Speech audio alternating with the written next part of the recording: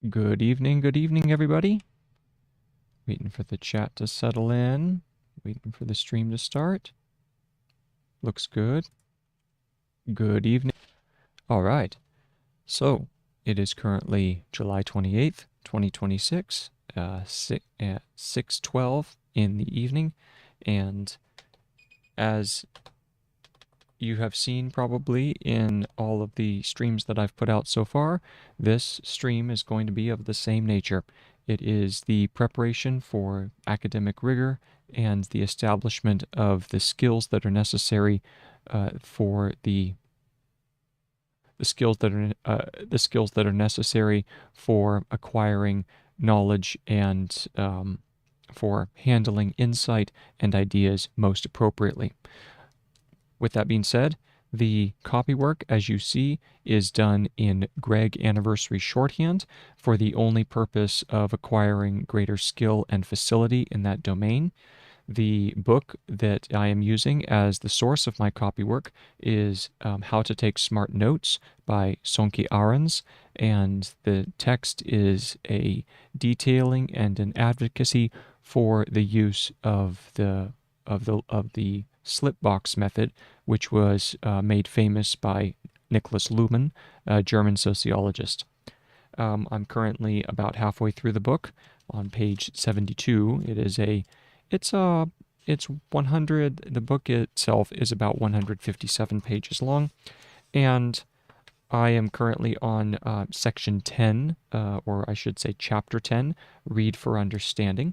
If you are interested in getting a copy of the book, and I would really recommend it, there's a link below this video to the Amazon page. You can take a look at it and see if it's something if it's something that you would find useful in your own life. I am taking the notes using a Wacom Tablet on Zernal++ as the application that I'm using.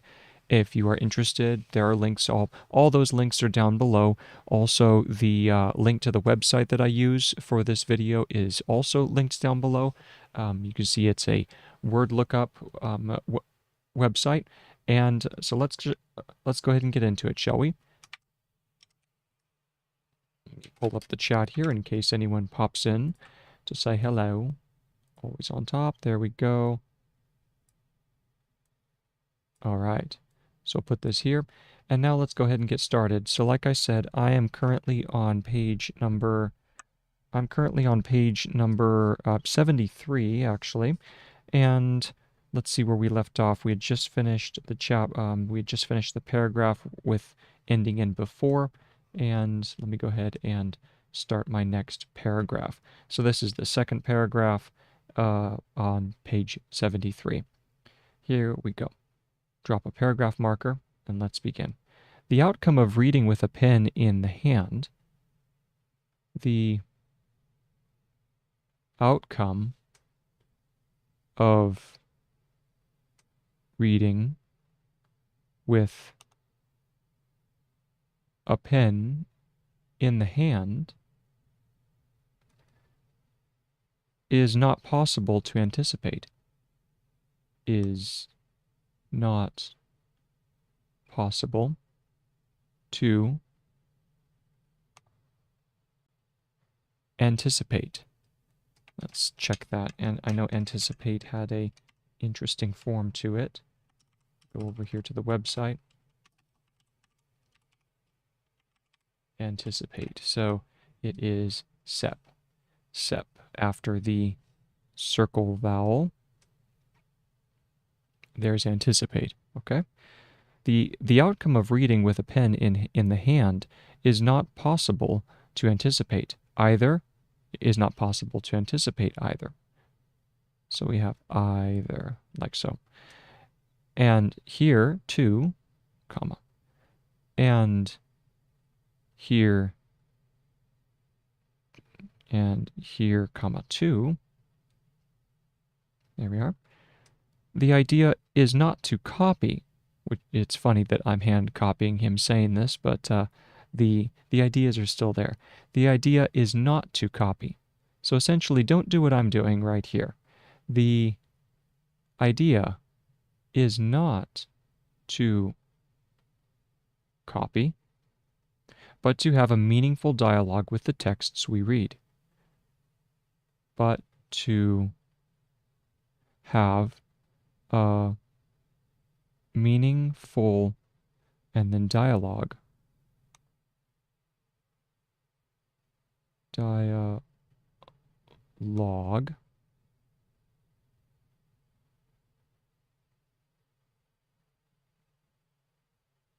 with the texts we read.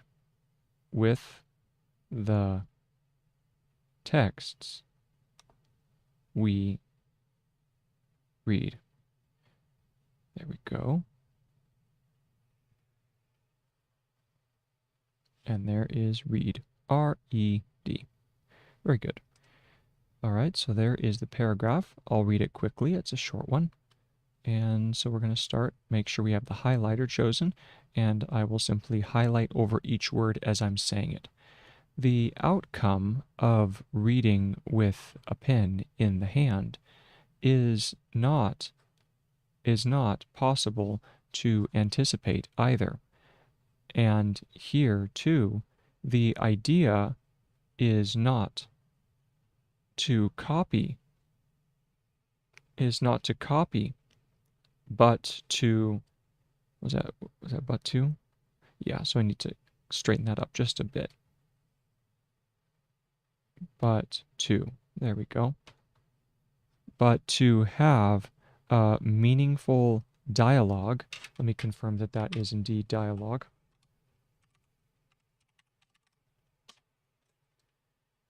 Correct? A meaningful dialogue with the texts we read. Next paragraph. When we extract ideas from the specific context of a text, so when we extract ideas from the specific context, when we, and then extract is going to be some sort of form. I would assume extra, and then maybe extract. Let's see.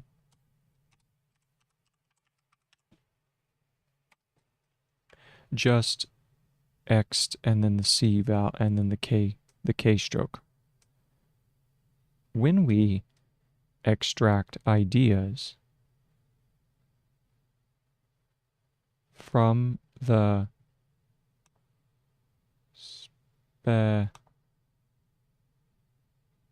specific context of the text, we deal with ideas that serve a specific purpose. We deal with ideas that serve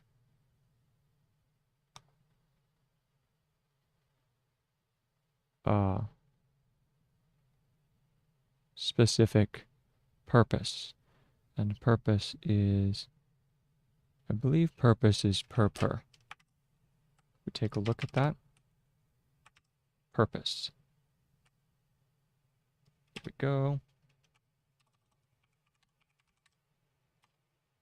Oh, just PRP, that serve a specific purpose. Purpose, PRP. In a particular context. In a, and then particular. Particular is the fun. It would go like this. That's particular. In a particular context. Support, so comma, and then support a specific argument.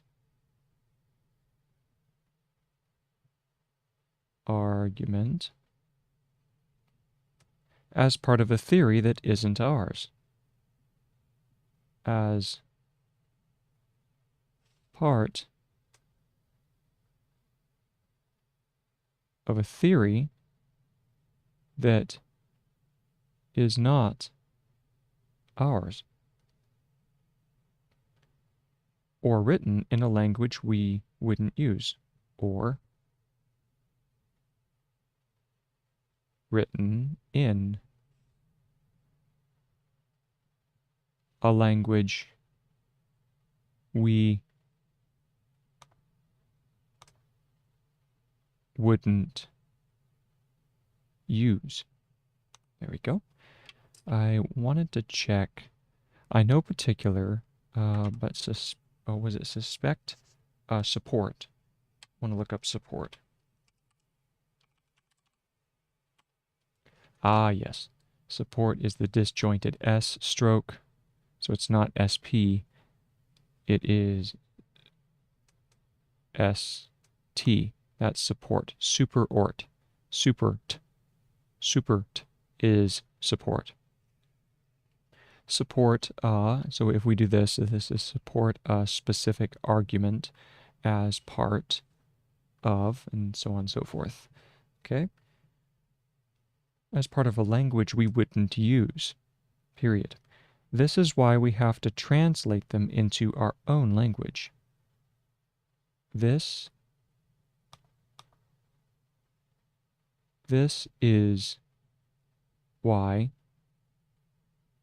we have to translate them into our own language. Let me add a page below this one. This is page number 3.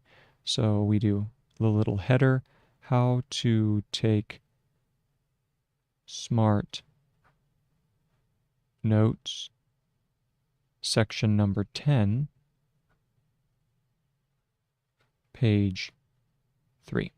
And now we can move the screen up a little bit higher, easier to read. And where were we? We were on translate. Let's make the T just a little smaller and the L just a little longer. Translate. This is why we have to translate them into,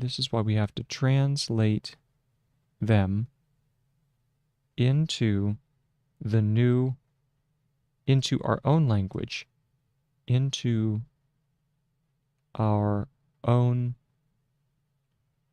language, to prepare them to be embedded, and here's prep, to prepare them to be embedded into the new context. Embedded, to prepare them to be embedded. Okay? So let's go ahead and do that up here. To prepare them, and then we have to be, and then embedded is embedded, like so. Into the new contexts, into the new contexts of our own thinking, of our own thinking. The different contexts, the different context or contexts, plural, within the slip box. Into the new context of our own thinking, the different context within the slip box, comma. The different context or contexts, so context / contexts within the slip box.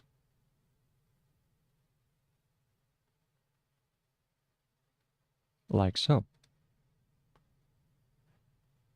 Translating means to give the truest possible account. Translating means to give the truest possible account is going to be AKNT account. Let me confirm that that is true and it's not just KT. it is AKT. AKT, so no need for the NT stroke. It is the truest possible account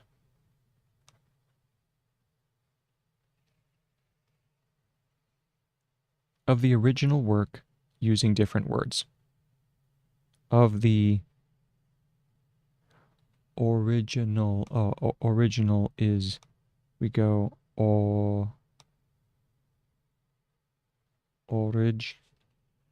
believe it's that. Oh, let's go ahead and check. Original. Yes, the original.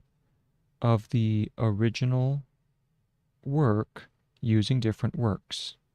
Of the original work using different words. Like so. It does not mean the freedom to make something fit. That's a very important point.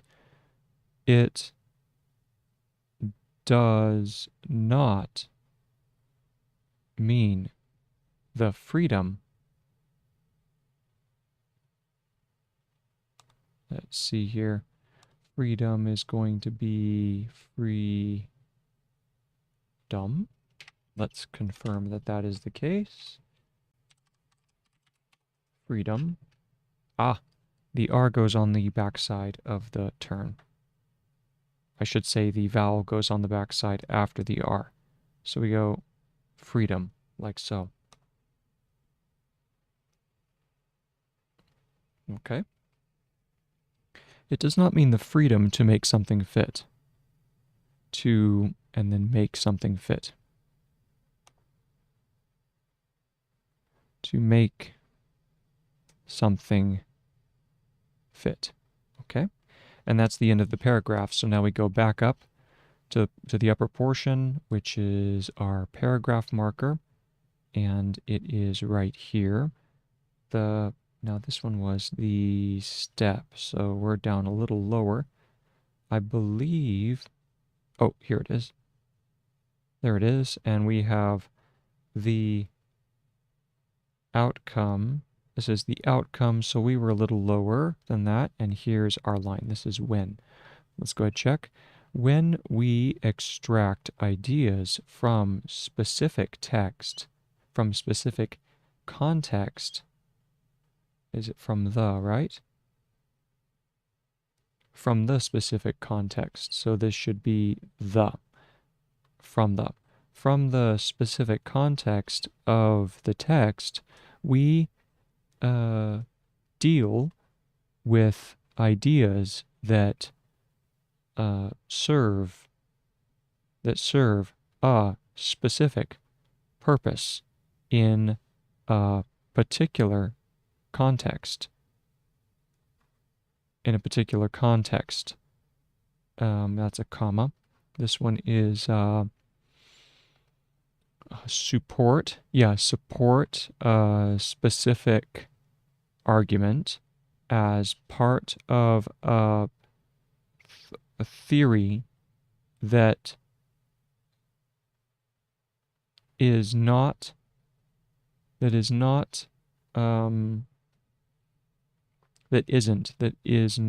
ours, or written in a language we would not, or written, so it should be that isn't ours, or written in a language we wouldn't use. That is why we have to translate them into our own language to prepare them, continuing, to be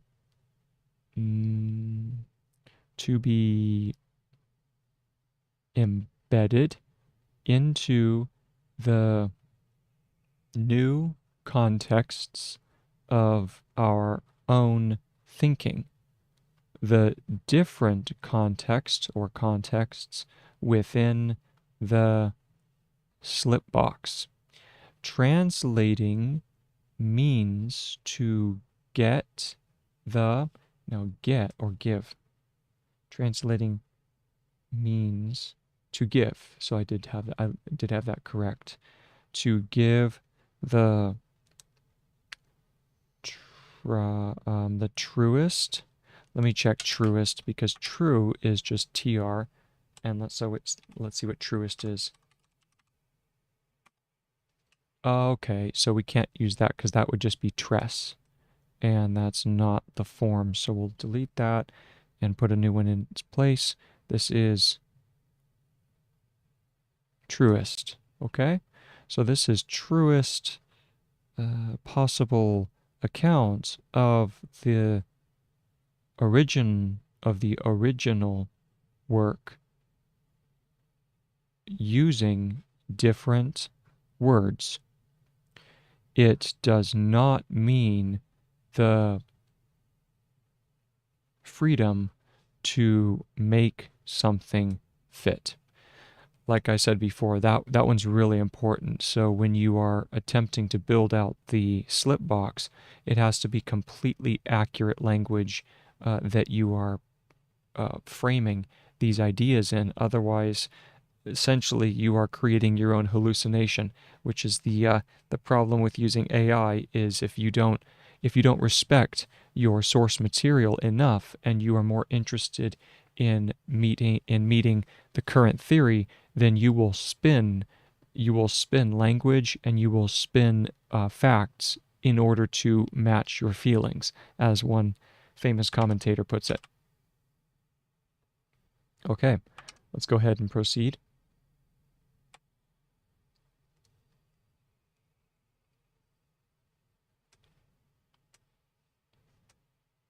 As well, the mere copying of quotes almost always changes their meaning. So we have as well, comma, the mere copying of quotes, and quotes is just this value, I believe. Mere copying of quotes almost always changes their meaning. Almost always. So we have almost always changes their meaning. It's funny how I'm just copying the quote when I'm saying that. The mere copying of quotes almost always changes their meaning by stripping them of context. By stripping them of context.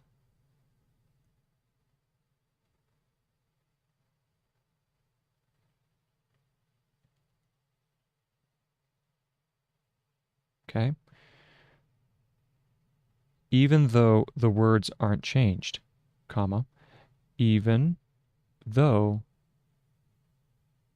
the words aren't changed, like so. This is a common beginner mistake. This is a common beginner mistake. So just the copying of quotes is not enough. Even though the words aren't changed, which can only lead to a patchwork of ideas. So, comma, which can only lead to a patchwork. So we have patch and then work after that. But let me go ahead and check and see. Patchwork. Correctamundo. Love it.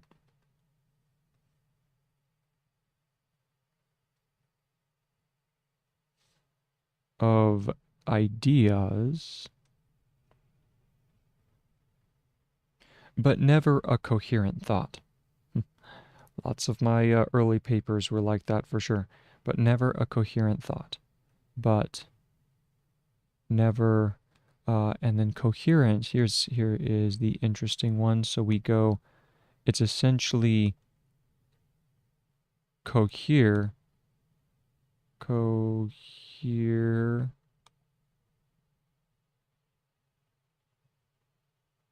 here, and like so. And let me see what they want. Coherent is not in the dictionary. Oh, because it has an E. Coherent. There we go. Oh, it's much more complex. I mean, not terribly complex. Notice they do have the O hook in there. Cohere, and then ent. So the only thing that's missing is the E vowel, the third or the second E vowel. Easy enough to add. So we go here, ent, like so. But never a coherent thought, like so. Period. And this one is the end of another paragraph. So we start back at the beginning of the paragraph, which was as well. Here's our paragraph right here. As well, the mere copying of quotes almost always changes the meaning, but STRE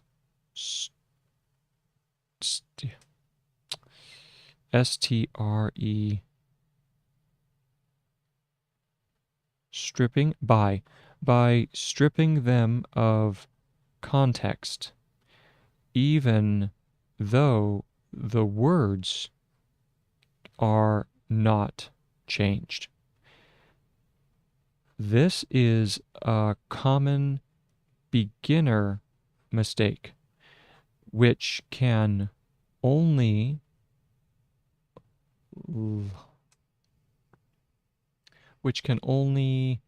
lead to a patchwork of ideas, but never a coherent thought. Okay? So there's that. Just move this up over here.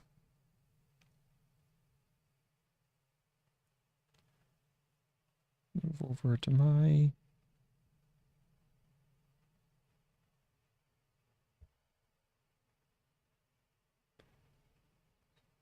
All right. Turn the volume down.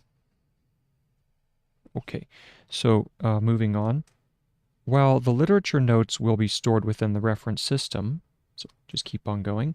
While the literature notes, will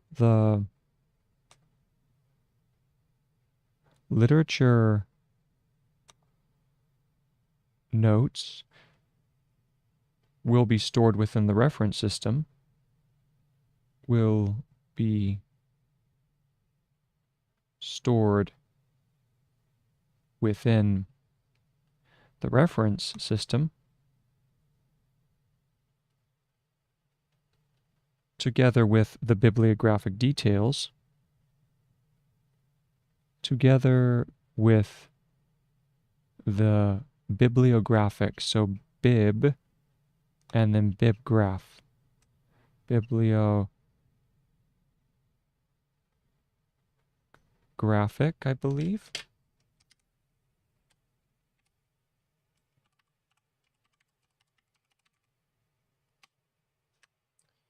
So this one, it is bibliographic, bibliography, bibliographical. Bibliographic is going to be the GRAF. So bib, GRAF. Like so. The bibliographic details together with the bibliographic details. So we go details, I believe. A little bit of a longer stroke to show that it's a D and a T, because otherwise it's dales. So let's take a look at that. Oh, well, I mean, I take that back. those strokes are pretty much the same length, which means that they just, Gregg uses dales for details. Okay, like so. Details together with the bibliographic details separate from the slip box. Separate from the slip box, so separate was sep. Let me confirm that that is the case.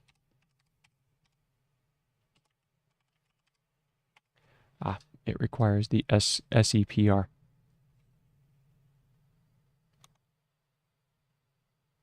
Separate from will be stored within the reference system together with the bibliographic details separate from the slip box with the bibliographic details separate from the and then slip box. Here we go. Comma. But still close to the context of the original text. But still close. But still, and then close to the context of the original text. Context of the, and then original, we did that already, so we go original text, like so. They are already written with an eye towards the lines of thought within the slip box. So, comma. They are already written with an eye towards the lines of thought. They are already written with an eye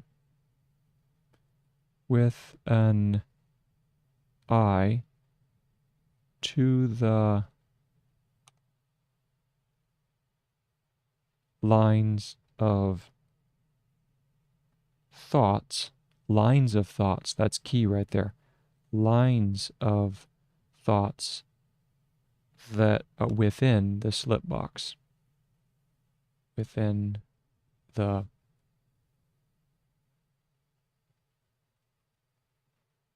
slip box. Okay, and that's the end of the paragraph. Let's go back to the previous one. Well, the literature notes located here. Let's begin. Well, the literature notes will be stored within the reference system together with the bibliographic details separate from the slip box, but stored? Is that stored?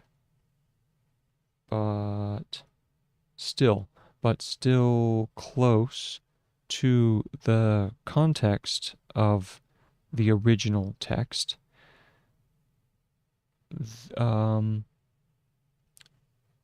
What is that? Why can't I think of it? They are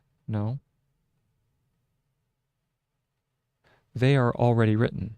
I flipped that for some reason. They is this. They, I was looking at that thinking, why would I have the TH flipped around? It was just a mistake. They are already written with an eye to the lines of thoughts within the slip box. Okay? So that's really key. And then here's the quote that Sonke gives from Luhmann talking about that very thing. So Luhmann describes this step as follows, and this is key right here. So Luhmann describes this step as follows. Describes. Describes.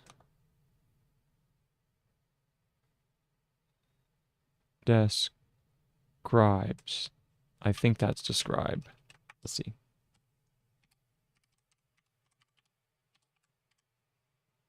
Correct.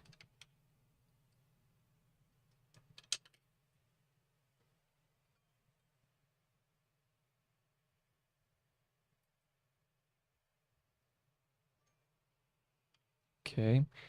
Describes this step as follows. This step as follows. Okay, and what does he say? Hello, Fedron.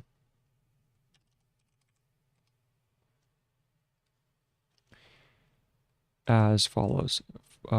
Describes this step as follows. So we have follows is going to be FOS, I believe. Let's check that and take a look. Follow. Yes, excellent. Follow. And then here's his quote.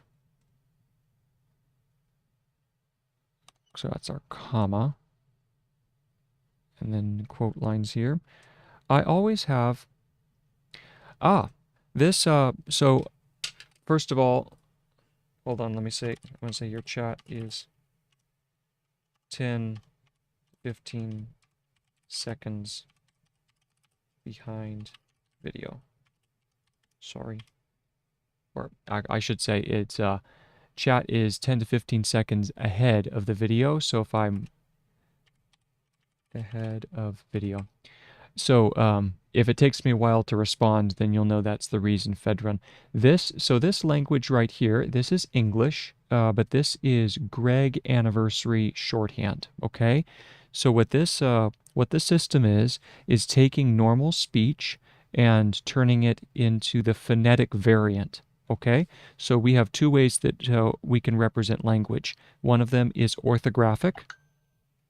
One of them is the orthographic method. The other method is the phonetic method. Orthography is the way most of us read text, right? It's the way I'm reading the chat line at this moment. Phonetic is if you were to take just the bare minimum of the sounds of speech and you were to create symbols for that. So Gregg Shorthand has a set of about 24 different symbols that are used for all the sounds in, or all of the necessary sounds in English.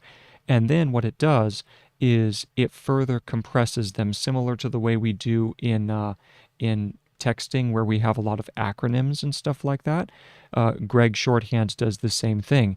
It will truncate words and abbreviate words and phrases, and so on and so forth.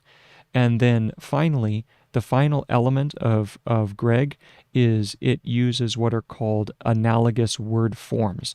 This is where certain parts of speech, things like ability, as in ability, or able, or work, even like the RK, they are shortened even further into just the bare, you try and strip the language down to its barest minimum, and then that's how you represent speech. So back in the day, it was the way that you would write quickly. It was before phone transcriptions. It was before stenotype machines. You would have individuals who were way better at this than me, who could just fly along the page and present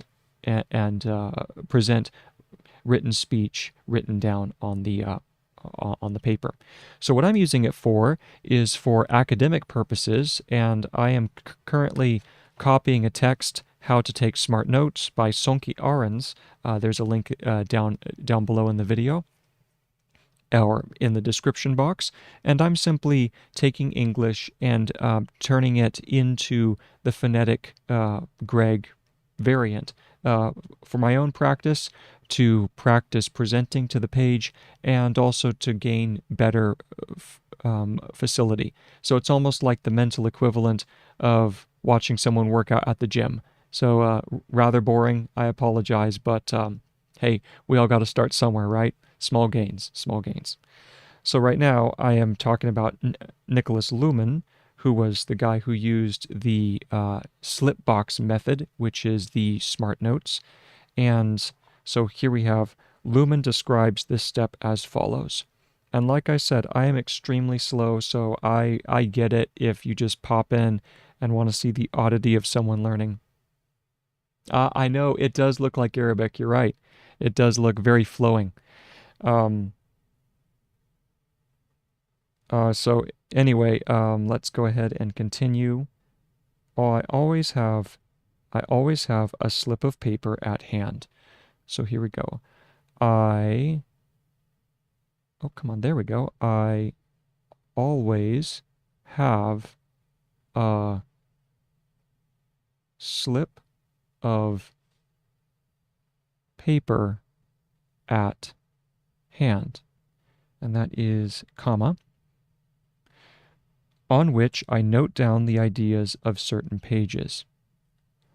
On which I note down the ideas of certain pages.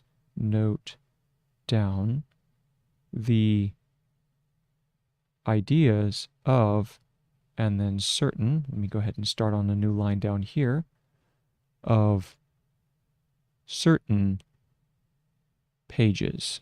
I have my own variant, that's PG for pages, PG stroke, and then just the S added after that. Period. On the back, I write down the bibliographic details. On the back, I write down the bibliographic details, like so. After finishing the book, so period. After finishing the book,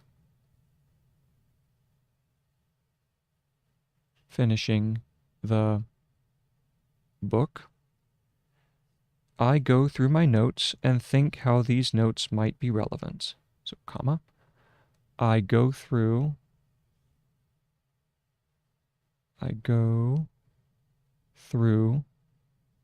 my notes and think how these notes might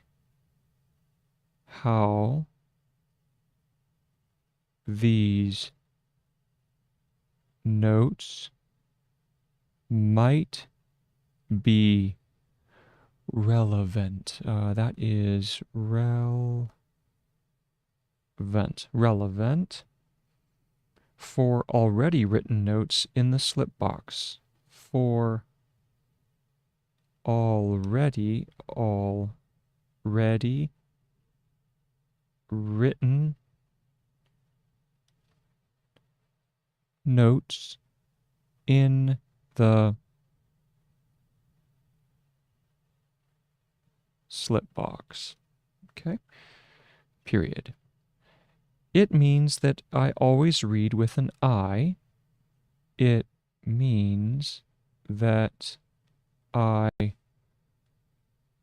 always read with an eye towards possible connections. Towards, that is the, yes, towards possible connections in the slip box. In the slip. Yep, come on. Slip box. And that's the end of the quote, so we do sentence, close quotations, and Lumen, we use that's parenthesis, Lumen et al. Lumen et al. 1987. We have 1987, page 150.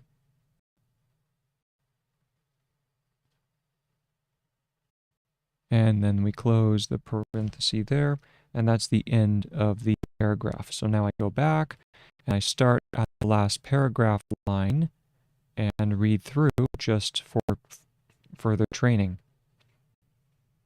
So I don't know if you're still here, Fedron, but as you see, this is essentially the process, and it's just like doing reps in the gym. It's boring as all get out, but hey, someone's got to do it. You know, you put in the time, and one day it'll prove useful. That's the hope anyway. All right, so we have Lumen. Lumen describes this step as follows. I always have a slip of paper in hand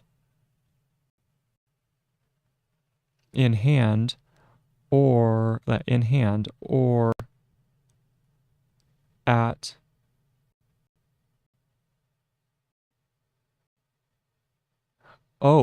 where is it used? So you know what's interesting, Nadir? This system is a variant of it, or I should say another system, very, very similar to Gregg Shorthand, is still in use in some of the law courts in India. So this is shorthand reporters use it. As far as the Gregg system that I'm using right now, this is used in, I believe, in the Philippines. Any any of the uh, locations in the world where the U.S. had some sort of involvement. So that would be the Philippines. I think Malaysia even still uses this. Indonesia possibly uses Gregg Shorthand still, and some places in the United States still use it. It used to be all the rage. So this system right here was really, really popular back almost 100 years ago exactly now. And it was what you would learn as a secretary, as a law clerk, as a court reporter, as a journalist even. And so this is what would allow you to capture speech and be able to do it really quickly. 'Cause as you can see, once you get more confident, I'm not confident yet, but there are people out there who are super good at this skill, and they would have words of 200, they were doing 200 words a minute in some cases. So some amazing skills have been achieved here. But anyway, yeah, currently it is only used by hobbyists, and for me, I'm using it primarily because I don't like my hand getting fatigued when I'm having to take notes, but I know that taking notes is really, really important, and so therefore I'm attempting to learn the system to enable me to continue to write notes so that my hand doesn't get fatigued and I'm able to capture the ideas and able to write, um, and you know essentially just take whatever thoughts are in my mind, get them down on the paper as soon as possible, and then later turn them into regular speech. So hopefully that answers your question. But anyway, so where was I? Paper, right? We were Lumen's quote. So we have paper at hand.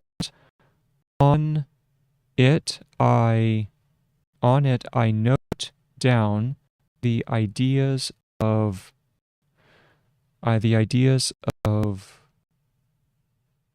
that of the ideas of certain pages on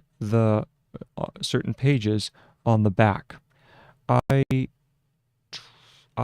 write down the bibliographic details as after finishing. Did I miss a sentence? I write the bibliographic details, and that's period. After finishing the book, comma, I go through my notes and think how these notes might be relevant for already written notes in the slip box. It means that I always read with an eye towards. Ooh, is that towards? I don't know. Towards. Yeah. Yep. That's towards, okay. Towards possible connections in the slip box. And that reference, which is lumen, and I need to make sure it's a proper noun, lumen et al. 1987, page 150, new paragraph marker. Okay, so there's that, and now let's go ahead and keep on going. So Lumen describes, okay, we did that. How extensive the literature notes should be really depends on the text. We go, how extensive, how, and then extensive is going to be EX 10. Is it going to curve? I don't know which way the S is going to curve, because it can go one of two ways. I think it may be that, extensive. Let's go ahead and check that out. Oh, if I can spell correctly. Extensive. Okay, I was right to kind of pause there for a second. The S takes the curve of the TN before. Extensive. Okay. How extensive literature notes. So we have literature notes. Lit notes should be really depends. So should be really depends. And that's, oh, that one is this. Depends on the text.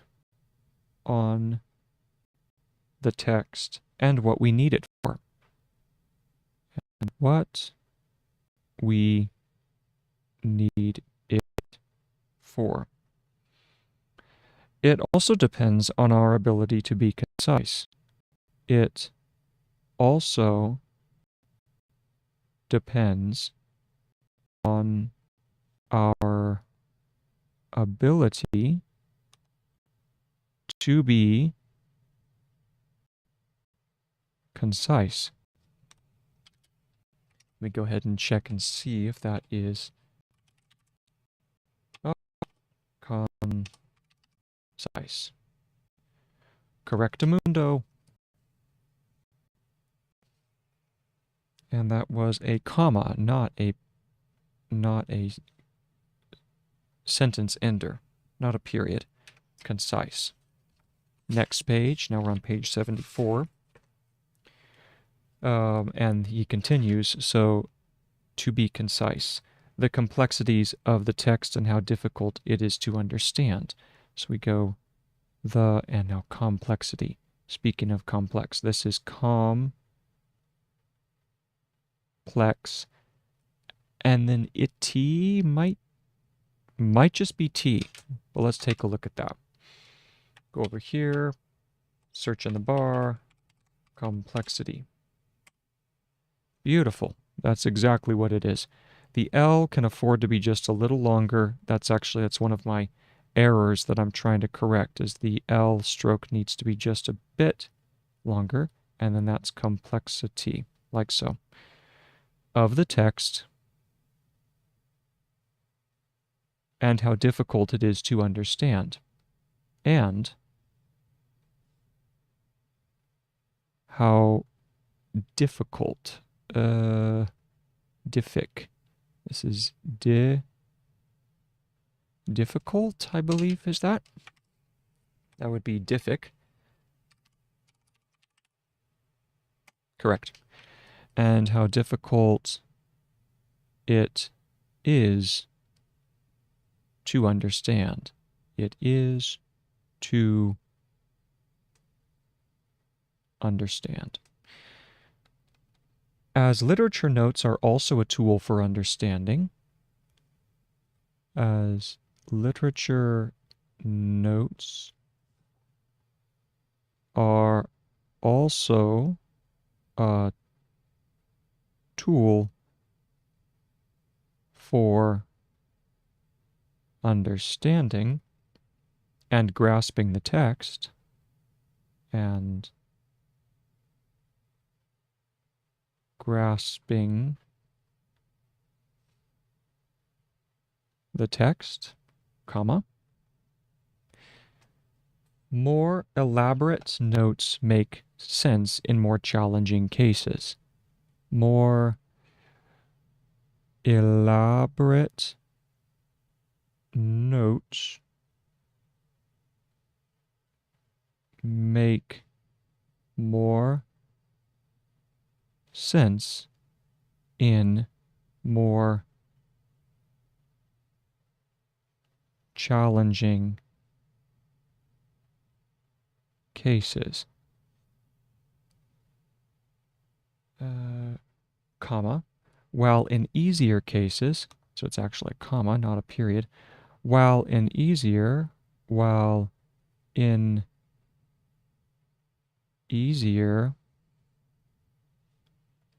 fix this a little bit. While in easier cases, it might be sufficient to just jot down some keywords. It might be, sufficient. I'm gonna guess here. Sufficient. And knowing Gregg, I'm probably completely wrong because that is no doubt going to be a shortened version. I thought so. Just suff. Suff is sufficient. Might be sufficient to just jot down some keywords. To just jot down some keywords.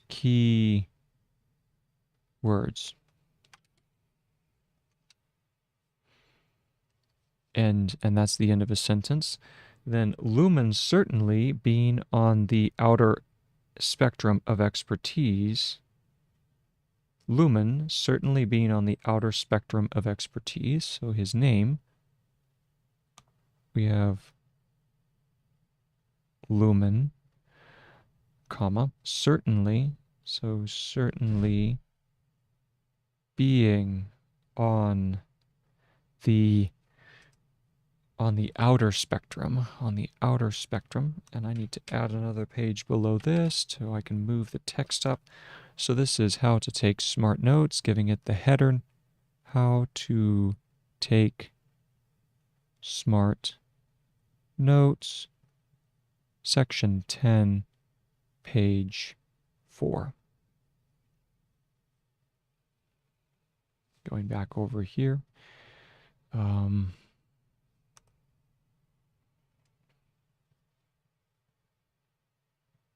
On the being on the outer spectrum,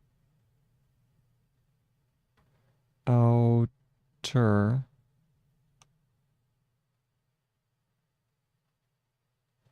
I don't think I've ever done outer before. Let's take a look at that. Ah, okay, so it's just outer, literally. Literally the stroke for out, and then just put an on it. There we go. Literally on the outer spectrum of expertise. So we go spectrum, and let's see if that is correct.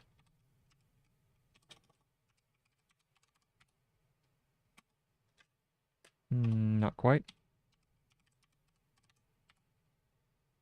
There's spectrum. Correct. Correct. Of expertise. So we go of, and then expert. So that's expert.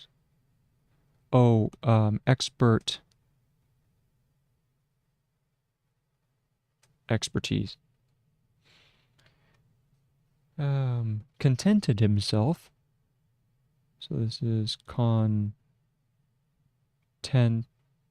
I think that's content. contented himself, hymns. Let's see if I want to check contented. Yes, the D stroke is even longer. Okay, so we're going to go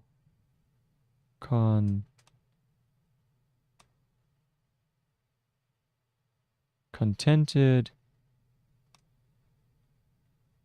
himself. Check himself.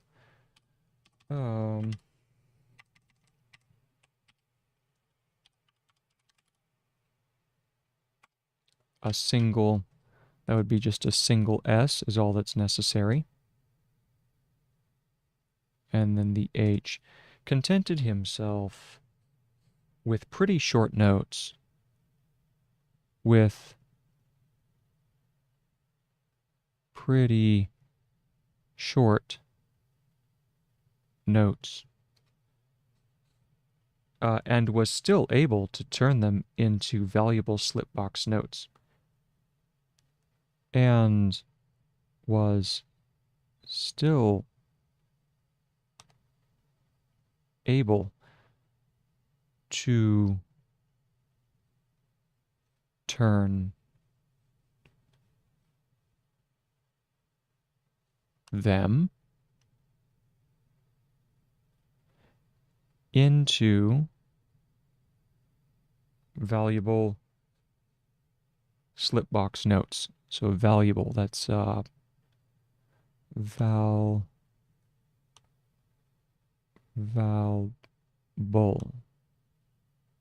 Make the V, A, and L longer, and then the B stroke goes down. Valuable slipbox notes. Slip, make that just a bit longer. Slip box. Hello, hello. How you doing? Notes. All right.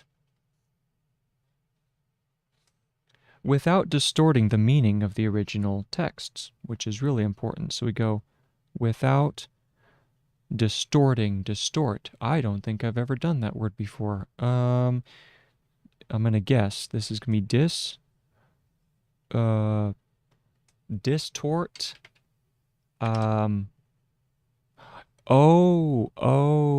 I think I see something. Okay, with this one, before I check my dictionary, I'm thinking that this one might be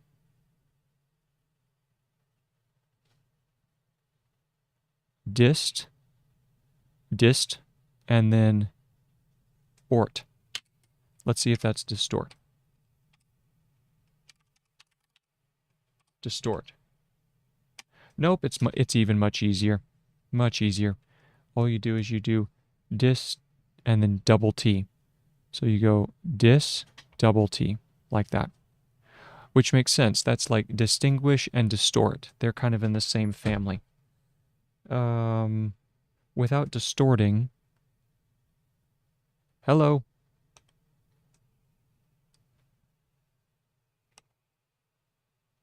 Without distorting the meaning of the original texts. Ooh, is that original? Or, no, it needs an E, I'm pretty sure. Original texts. Okay. Let me check original.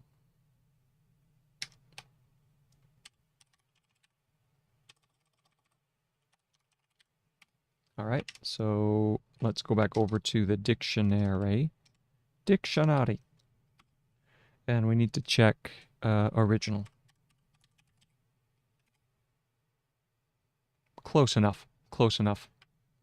All right, so original texts. It is mainly a matter of having an extensive lattice work. It is mainly a matter of having an extensive, I know I just did that one, X10, oh yes, that, okay, I get it. It's extensive lattice work. I've done lattice work before. It's, me take a stab at it. Lattice, and then the work symbol. So for that, I'm going to move this down here so I can see it better. Lattice work. That looks ugly as anything. Let me see if that is all correct. Lattice work. A little bit more of a sharp curve on the S is necessary. So after the stroke, we'll put this down here, make it a little longer. Lattice work. All right, that's good enough. Moving on. Lattice work of mental models. Of mental models. All right. Or theories in our heads. So we have or theories, TH, in our heads that enable us to identify. Identify.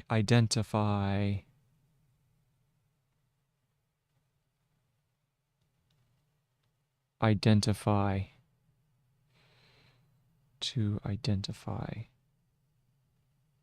Identify. Maybe identify.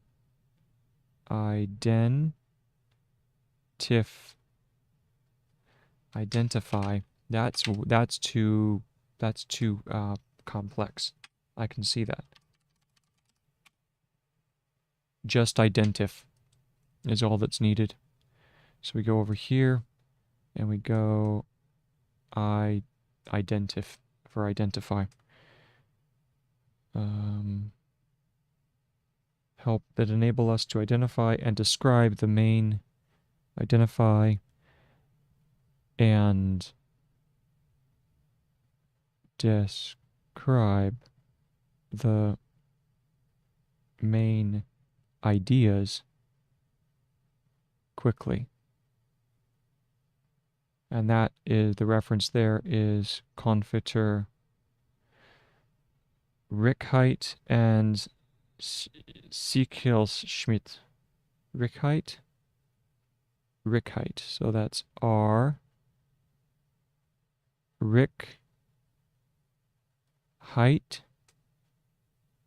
and Siekels-Schmidt. So that's Siekels-Schmidt.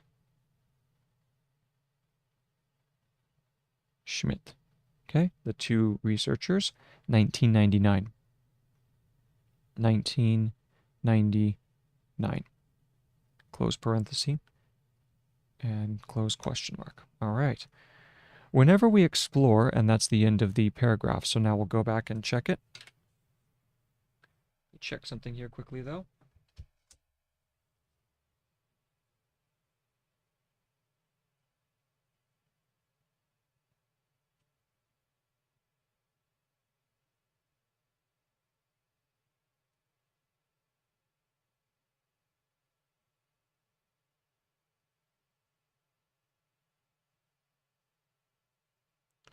All right. Let's get back to work. Right. Dun, dun, dun.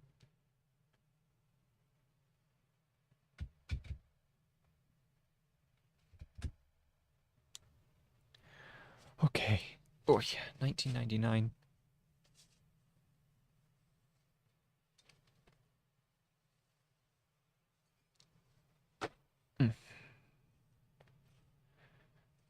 right, here we go. Whenever we explore a new unfamiliar subject, so let's move down here and we're going to do whenever. Oh, hold on, before we do that, we need to go ahead and go back and review the previous paragraph as testing to make sure that we understand it. And it started with, this was a longer one, so how extensive the literature notes, that's what I'm looking for. How extensive, charge this over on this side.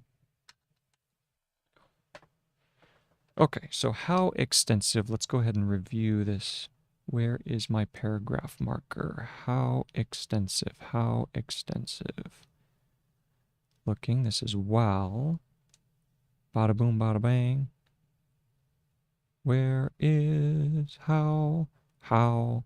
They say how. There we go. How extensive the literature notes should be really, it really depends on the text. No, on the what? On the complexity. I know that's the.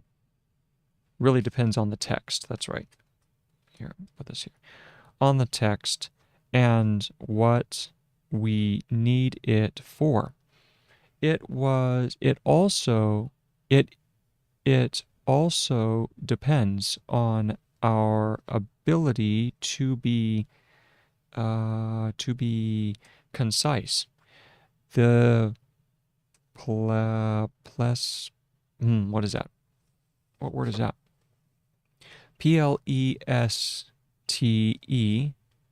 Pleste,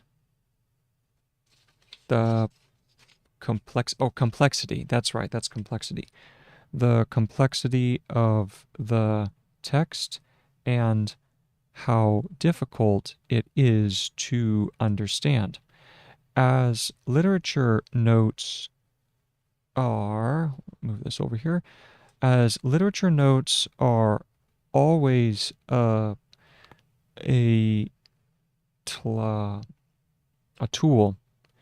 tool for understanding and grasping the text, more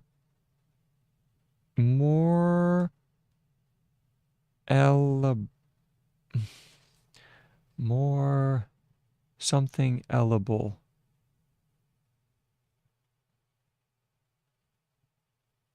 More what eligible? More elaborate.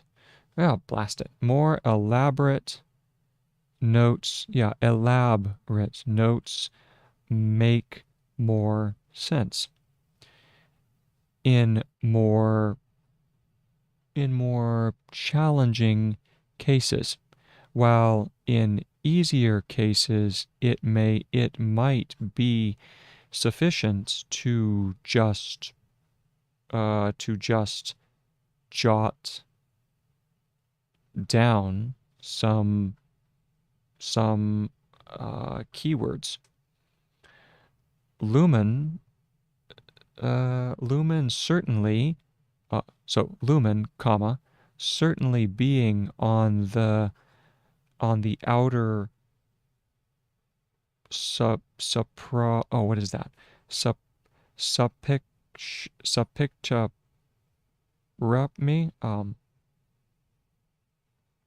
Spectrum.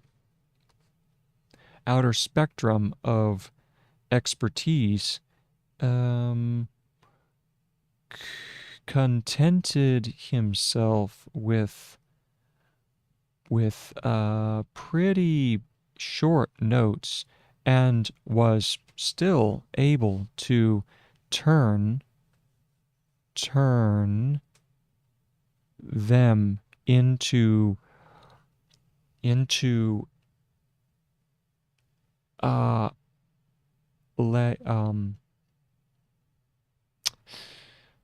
turn them into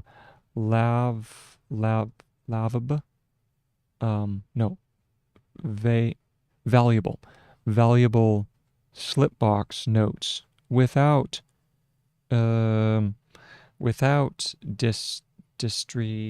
distorting the meaning of the original texts. It is mainly a matter of having an extensive lattice work of mental models or theories in your head that enable us to act to active to tiff ending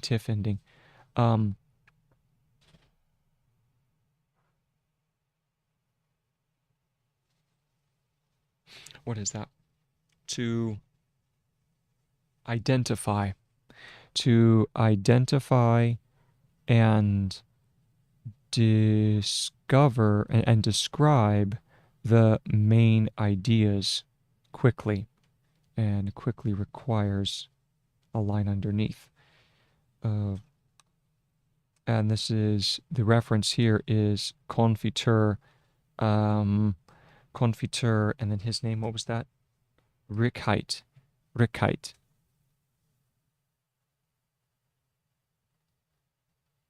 So his name was Rickheit, and Seckel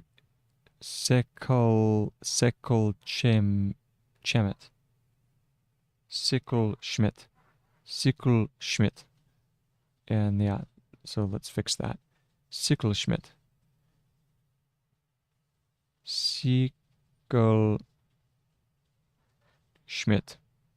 Like so. 1999, and that's the beginning of a new paragraph. Okay, moving on. Whenever we explore a new unfamiliar subject, so let's keep going.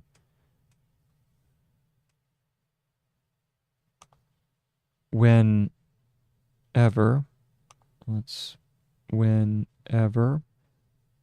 we explore a new unfamiliar subject, explore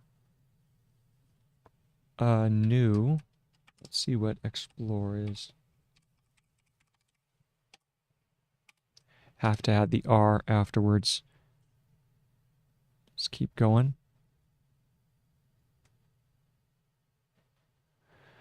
We explore a new unfamiliar subject, a new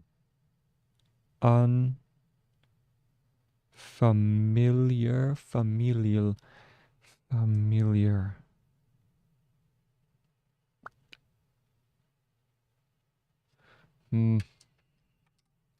Maybe it's this. Let's see. No, it just requires an EL. Unfamiliar. So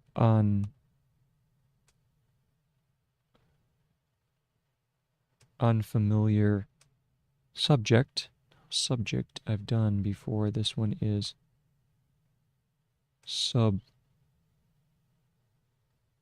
subject, right? Or subject. Let's see. Just SJ. So you can, oh, that's right, because sub can be shown by the S. S just by itself will mean sub. So that's subject. Whenever we explore a new unfamiliar subject, our notes will tend to be more extensive. Will tend to be more extensive. More. Here we go. Here's extensive again. But we shouldn't get nervous about it. But we shouldn't get nervous. So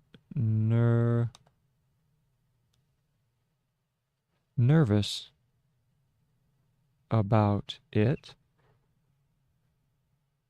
comma, as this is the deliberate practice of understanding we cannot skip. As this is the deliberate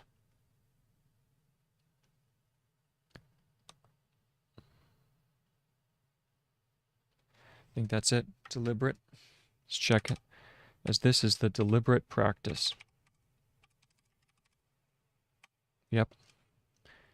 As this is the deliberate, moving the page down, practice of understanding we cannot skip. Of understanding we cannot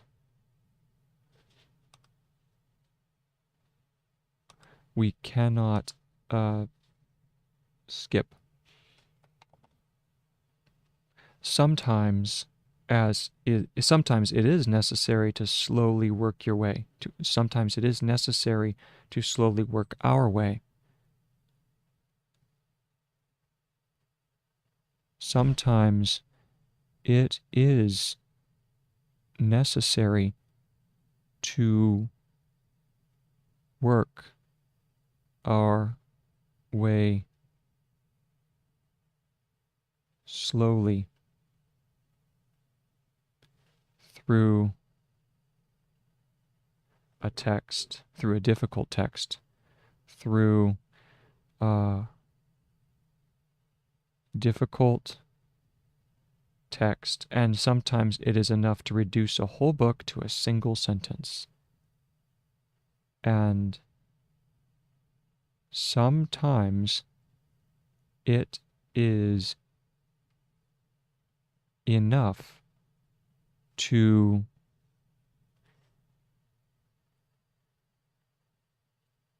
reduce a whole book to a single sentence. Reduce a whole book to a single sentence. Should be turned back around. Sentence. Let me confirm that that is the case. And that is that is correct. Good. To a single sentence. The only thing that matters, so period, and then we're going to drop a new line here. The only thing that matters is that these notes provide the best possible support. Is that these notes provide the best possible support for the next step, the writing of the actual slip notes. For the next step, colon, right? No, comma. The writing of the actual slip box notes of the actual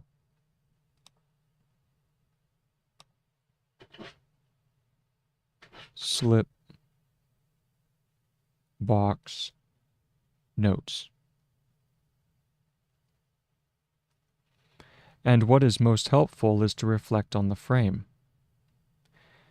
And what is most helpful is to focus on the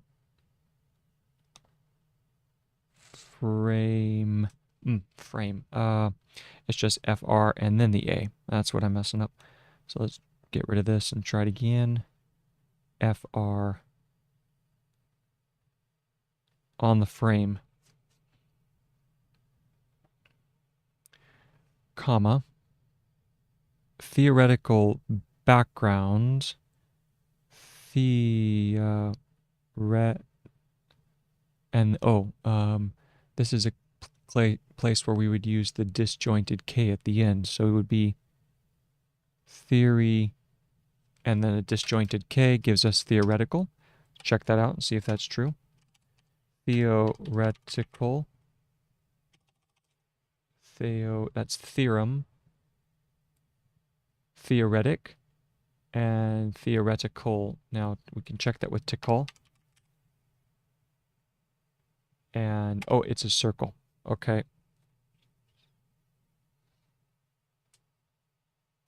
Elliptical. Theoretic. And then if you could put a K on there, then it would be analytical, theoretic, and then col ending. Okay.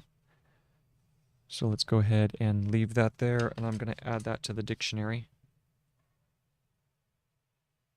Theoretical.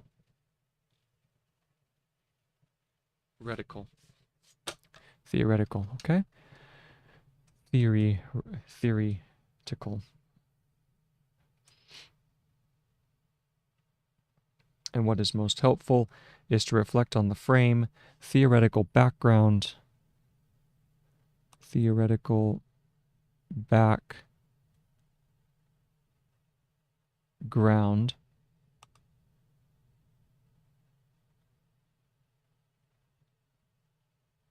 theoretical background, methodological, woo, fancy words, theoretical background, methodological. There's a word for you. Let's see if we've got that.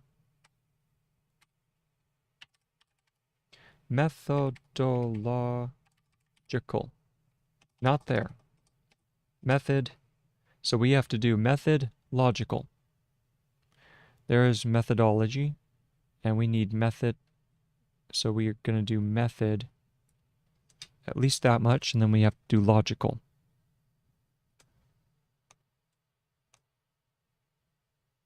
Method, and then let's look up logical.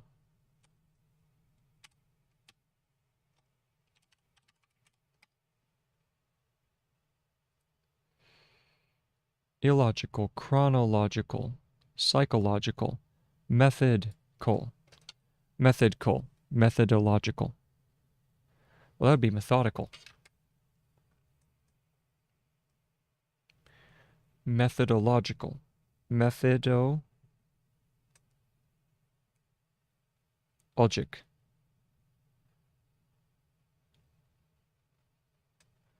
methodological, logical. Let's look up logical.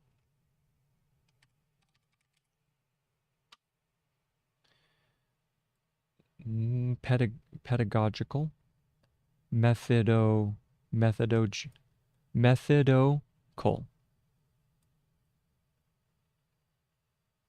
That would be, isn't that methodical? Let's take a look at methodical. Methodical. That's a disjointed, so if you wanted methodological, then you would have to do, you would have to do jical.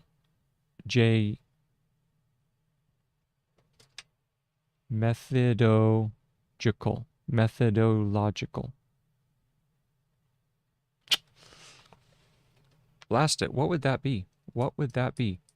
Methodological. Let's check that out. So we have methodogic. Methodological.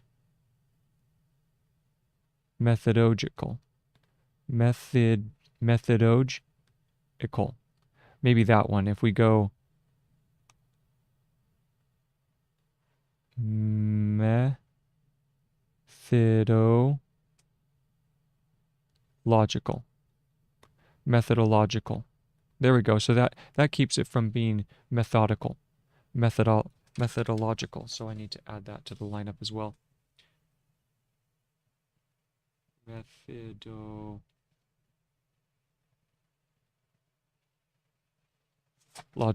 Methodological, okay? So that takes care of that.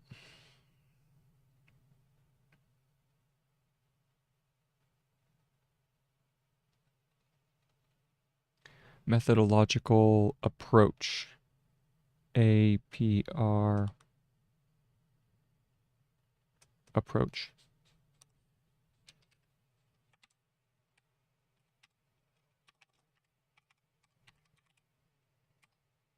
Just APCH is all that's needed. No need for the extra O. Approach. Methodological approach or perspective of the text we read. Methodological approach or perspective. And perspective is PR spective. So we go PRSP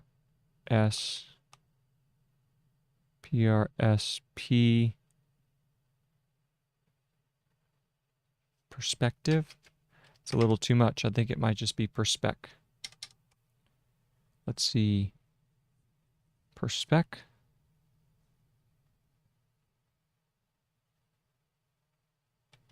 Yep. Perspective. So let's go ahead and figure this out. Perspective. Oh, there we go. So it's then a disjointed V for the tiv ending. We're gonna have to put that here. Grab that. Perspective. All right. Going on. Of the text we read. Of the text we read. That often means to reflect as much on what is not mentioned as what is mentioned. That often means to reflect,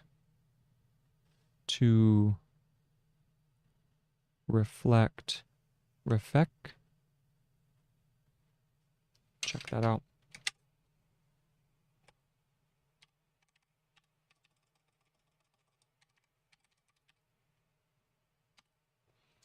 RFL, to reflect. RFL, to reflect as much on what is not mentioned, to reflect as much on what is not mentioned. That's not mentioned, I don't think. Yes, that's correct. So we go mentioned. MN. Stretch it out here.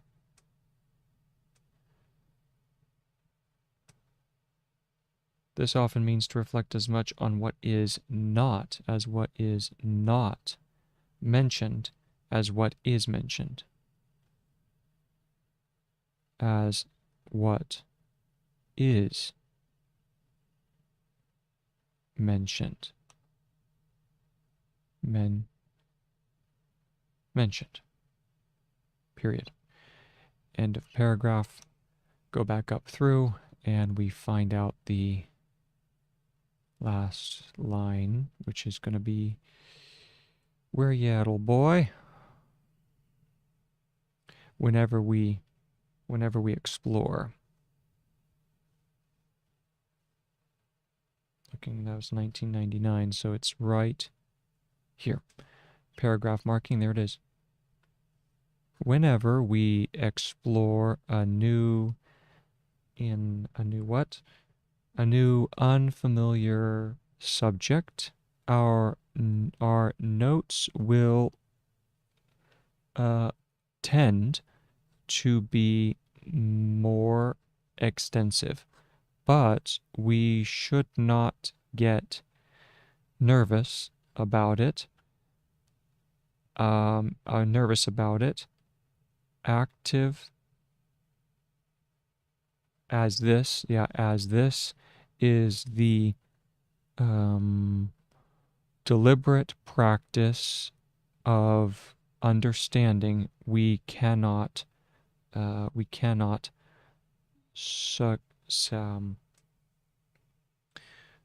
this is the deliberate practice.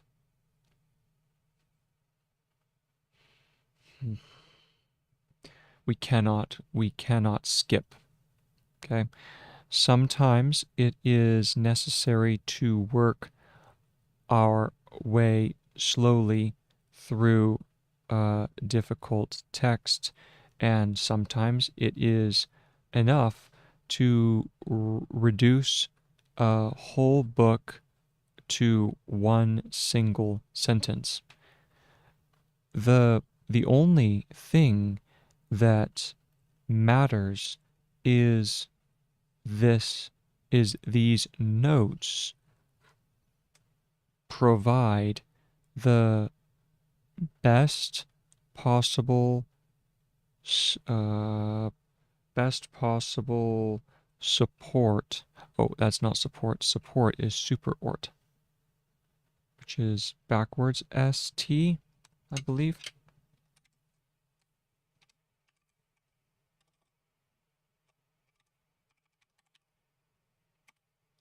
Yes, possible support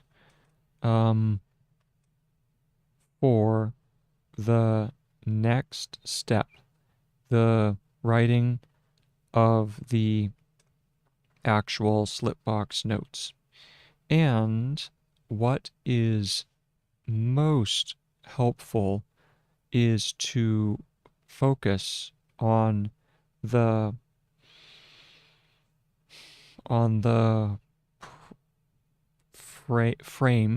frame, theoretical background, methodological approach, or perspective, or perspective,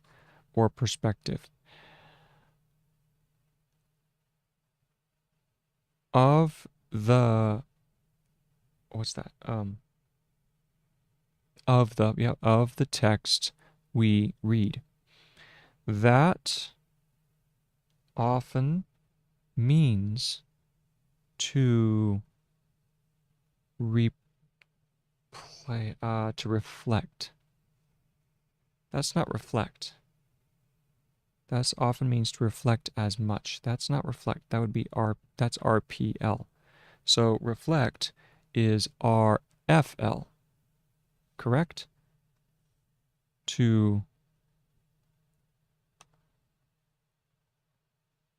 That would be refort. To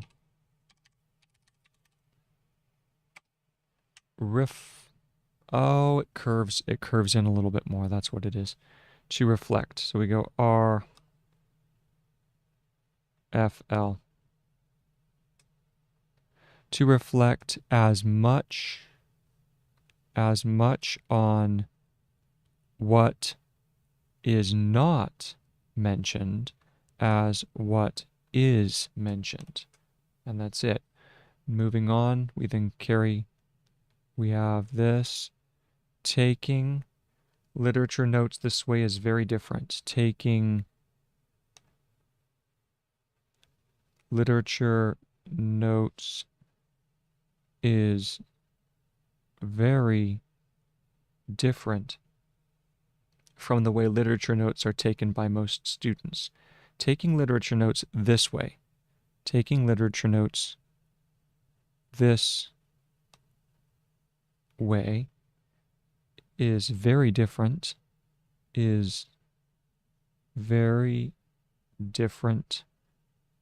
from the way that most, from the way literature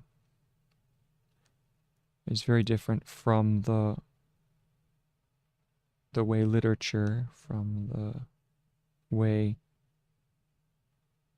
literature notes are taken by most students, by most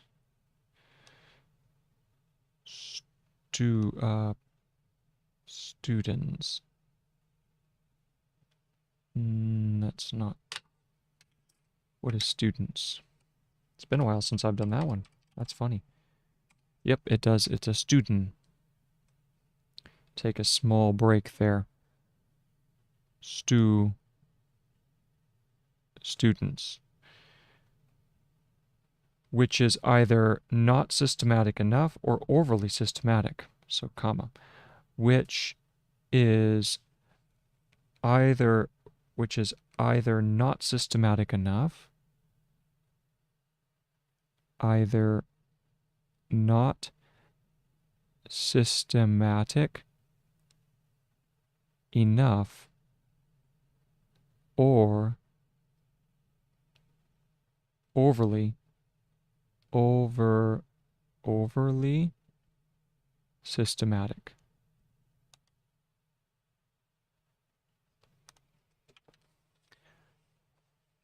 Let's look up overly.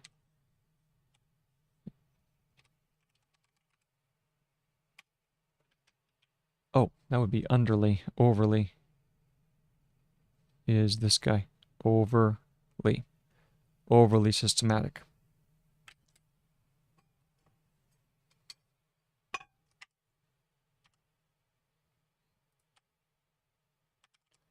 Go ahead and fix the camera. It's a little too dark.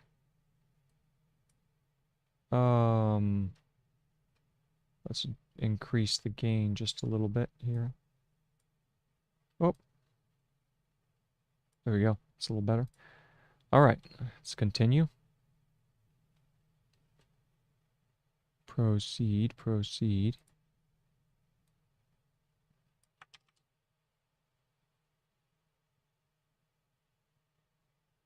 And we're almost, we have 1 hour left. So we're just keep on plugging away, right? Keep on plugging away. Got to get the boring work done first before the interesting stuff.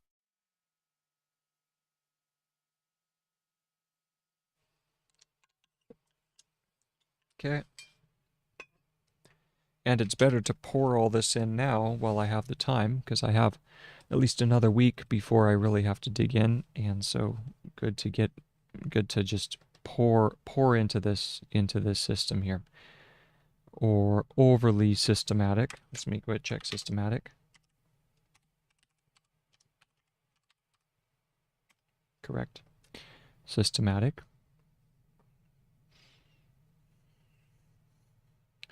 Most often it is just systematic. Most often it is just systematic in the wrong way. Most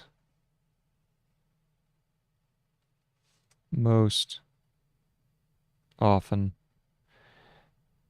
it is just systematic in the wrong way. By employing often recommended reading techniques, by employing, and bringing back an old friend from way back when, by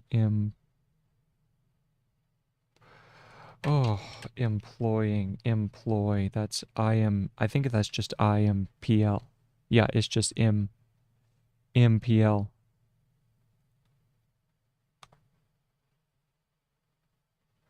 By employing reading techniques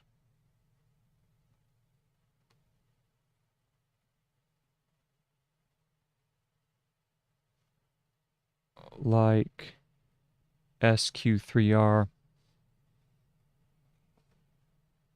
So that one was SQ3R. Reads the other way.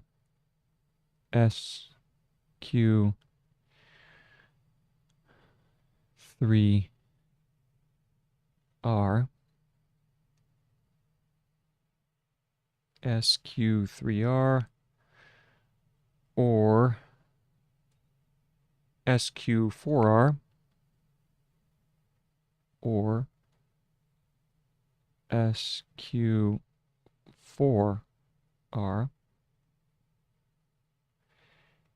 They treat every text the same regardless of the content. They treat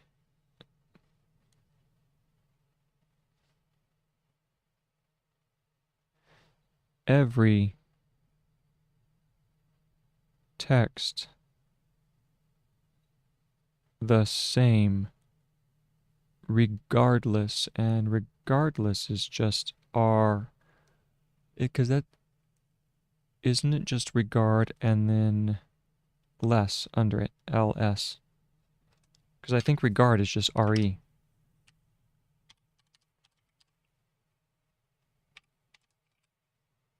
Correct. LES. Regardless of the content of the content. They do not clearly decide on the format. So here we go. They do not clearly decide on the format. They do not clearly decide on the format and the organization of their notes and the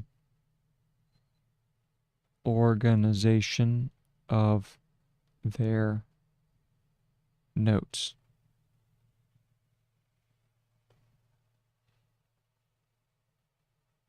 And do not have a plan for what to do with them afterwards. And do not, don't have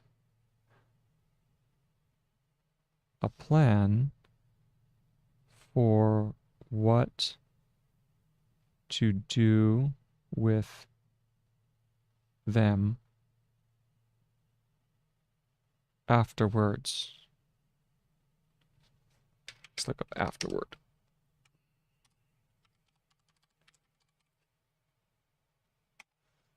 You just turn it from aft into afterward. And afterwards, you just make it longer and then put an S on it. Period. Without a clear purpose for the notes, without a clear purpose,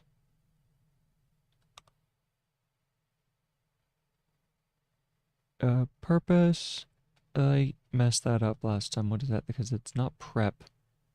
Is that one PREP, or no, that's PRPS?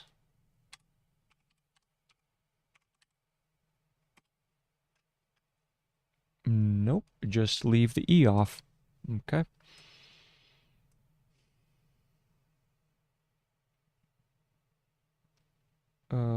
Without a clear purpose for the notes,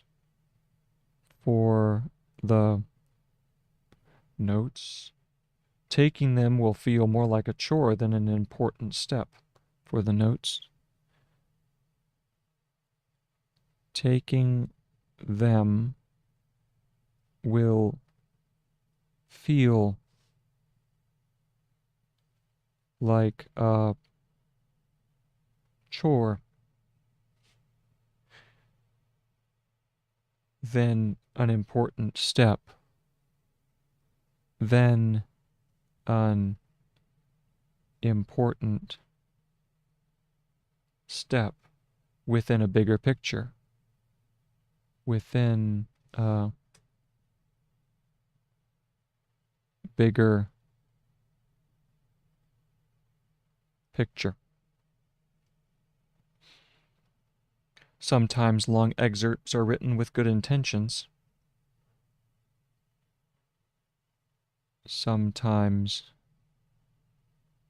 long excerpts. I did excerpts way back when. That's eggs.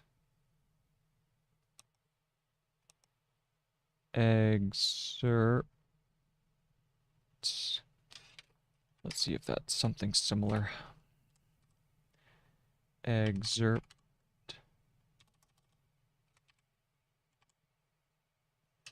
ESEP.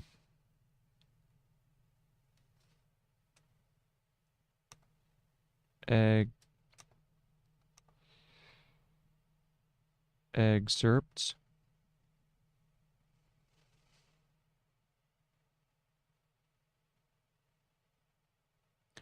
are written with good intentions. Are written with good intention.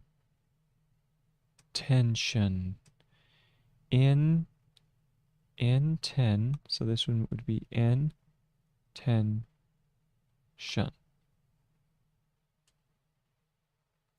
Intentions. Let's see if that's correct. Grab the whole thing. Intention. Yes. Okay.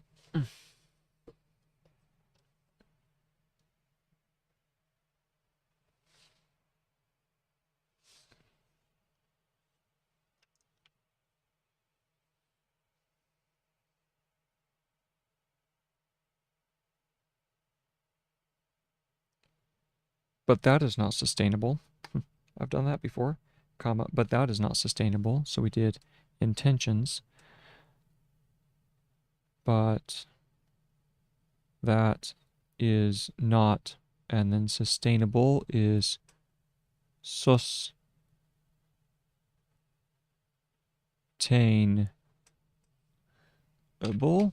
Let's see if, oh, I think I know, hold on, before I do that, sustainable is the one that's flipped back on itself. We go sustainable. Take a look.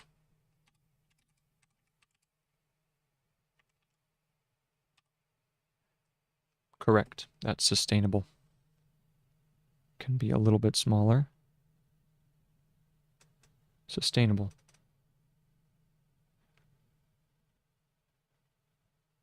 Sometimes long excerpts are written with good intentions, but that is not sustainable. And then sometimes the only thing that is done, sometimes the only thing that is done is underlining sentences, is underlining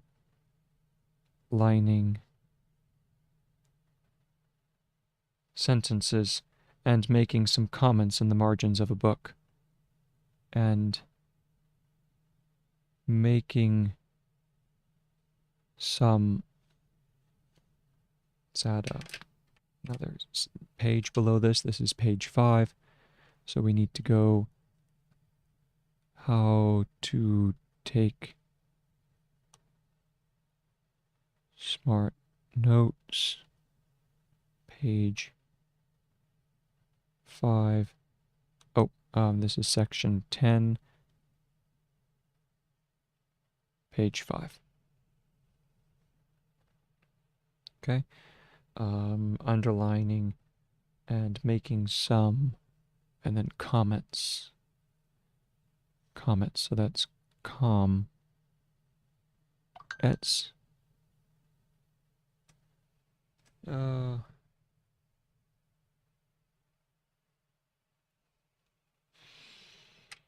Comments. Let's look up comments.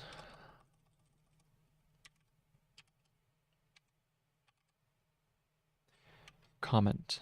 Yeah, that's the com and then int. Yep.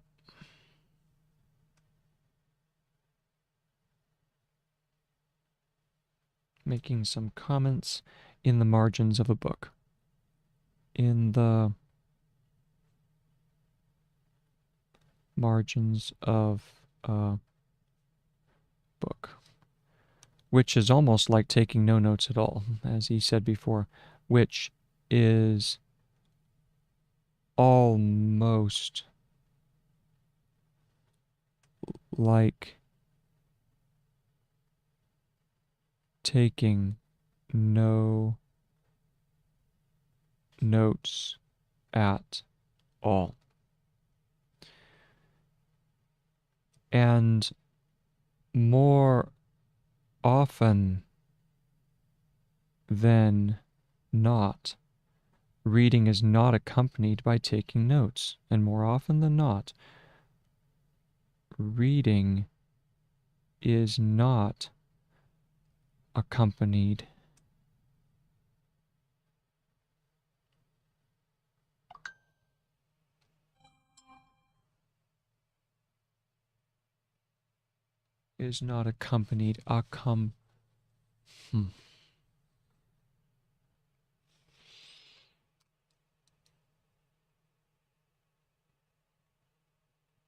AKA, no, that's acquire.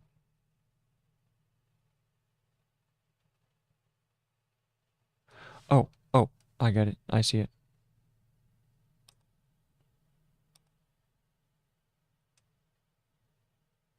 That's accompanied. Let's check. Grab the whole thing. Yep. As most often, accompanied is not accompanied by taking notes. By taking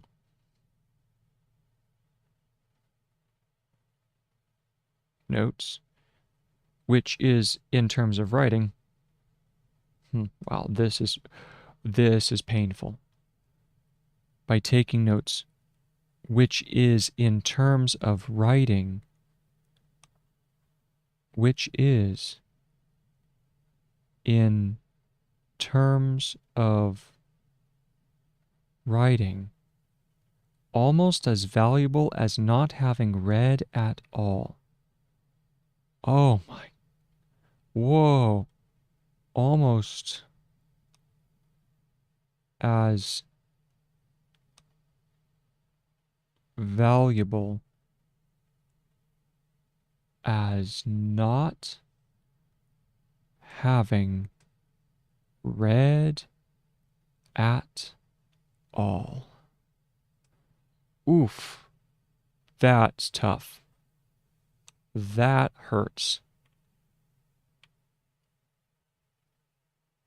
And more often than not, reading is not accompanied by taking notes, which is, in terms of writing, almost as valuable as not having read at all.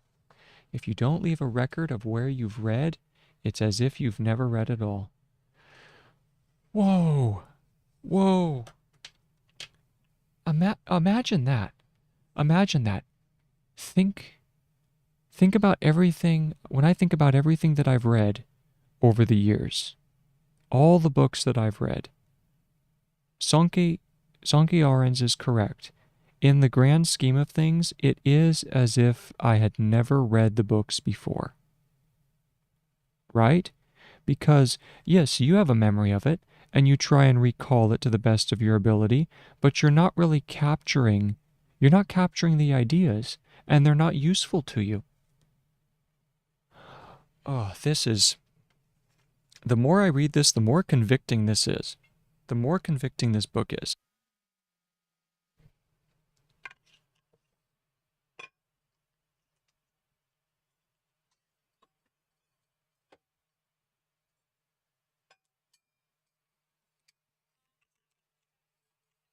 Sorry. Cheers.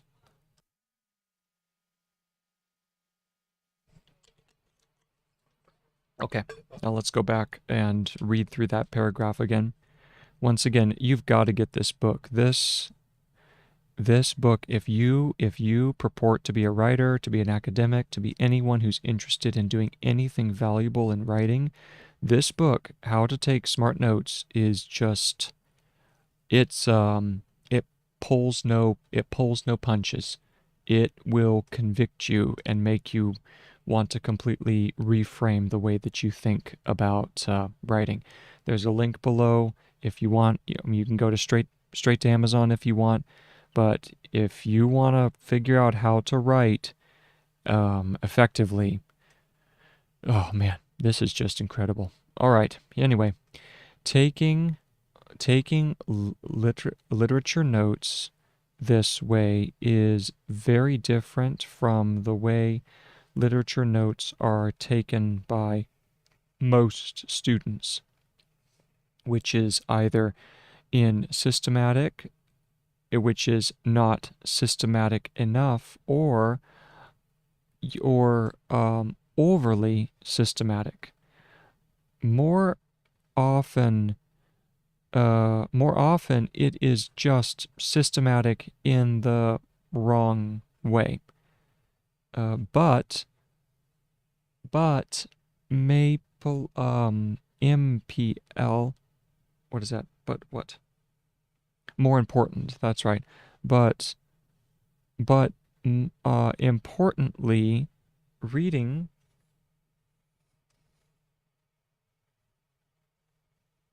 no, but by employing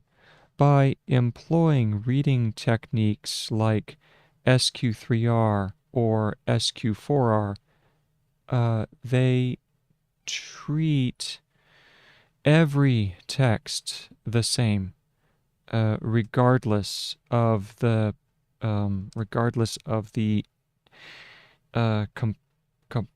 complex. That's not complexity. Regardless of the content. They do not clearly decide on the format and the organization of their notes, and do not have a clear do not have a plan for what to do with them afterwards. Without a clear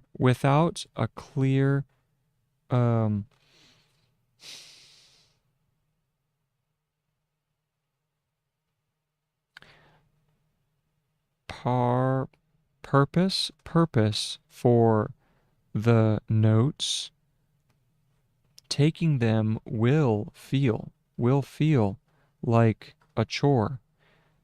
Will feel like a chore. Will feel more like a chore. So I need to put M in there. Will feel more like a chore.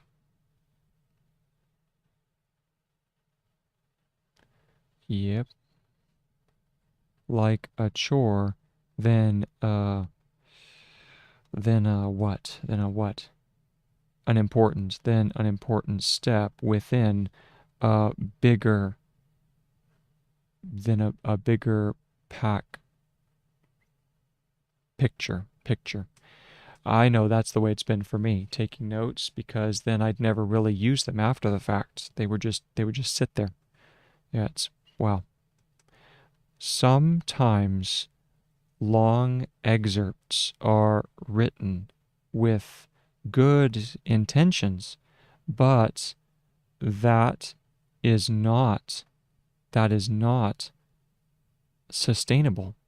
Sometimes the only thing that is done is underlining sentences and making some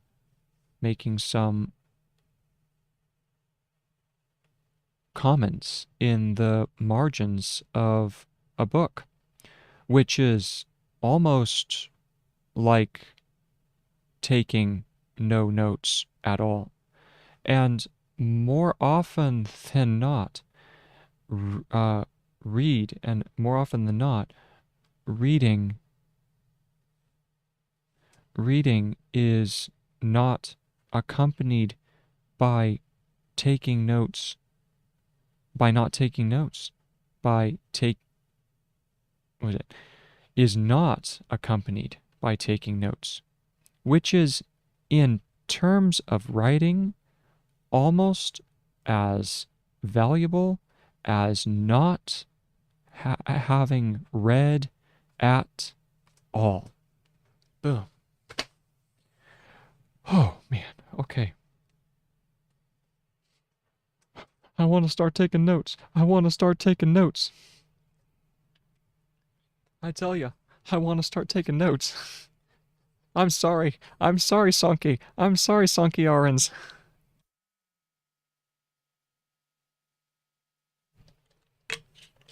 I didn't know I was being so foolish.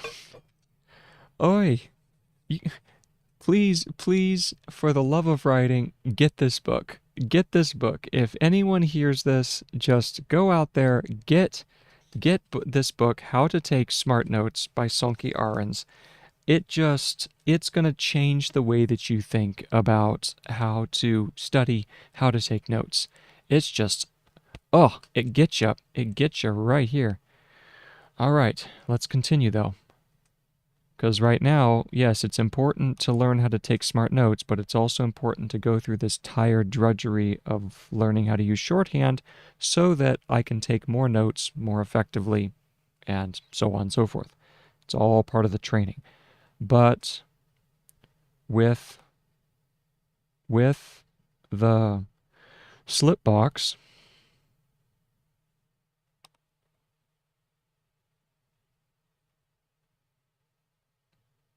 everything that he has that underlined, everything is about building up a critical mass. He loves that word. Building up a critical mass of useful notes, of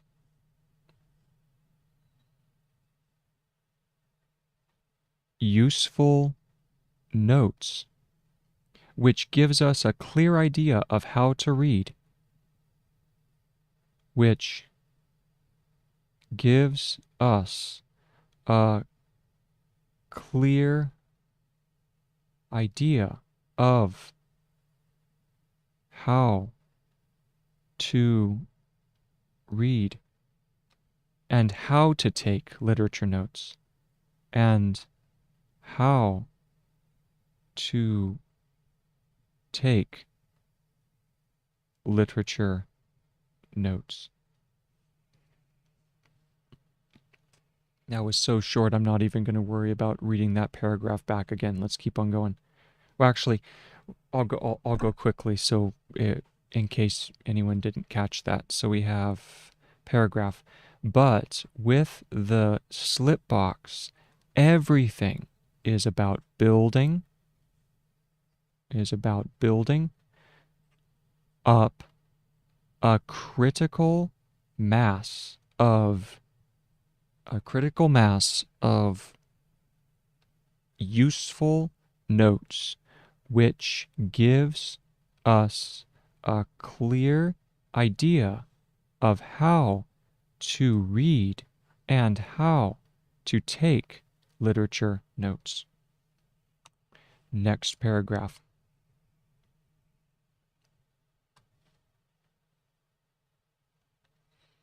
While the purpose of taking literature notes, while the purpose of taking literature notes is as clear as the procedure is as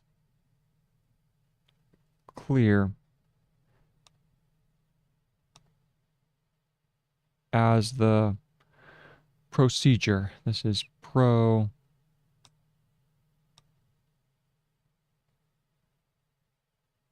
procedure. Let's see if that's correct.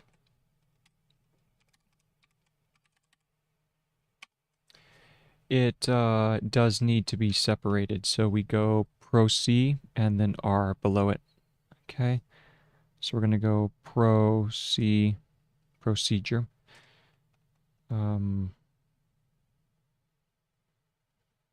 It's as clear as the procedure. You are free to use whatever technique helps. So, comma.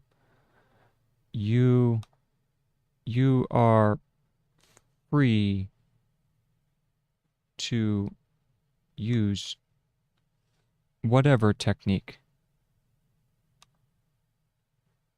Whatever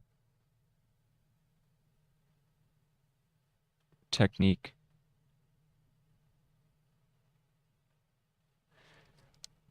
You are free to use whatever technique helps the most with understanding. Helps the most with understanding.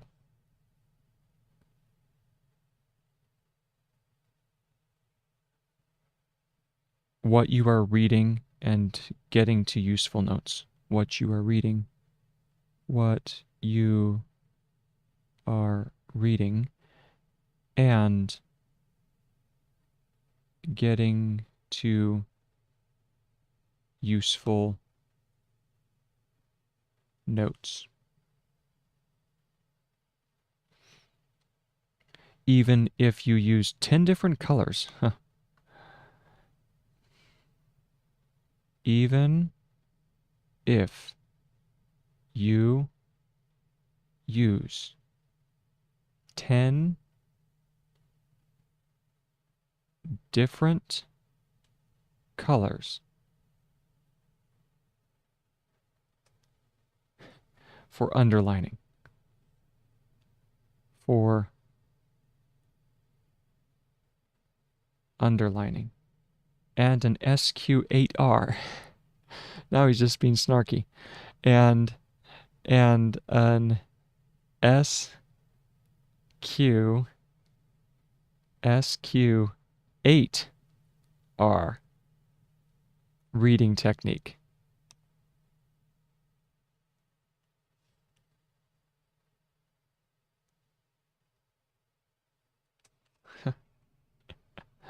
An SQ8R reading technique. Oh man, Sonke. Love ya.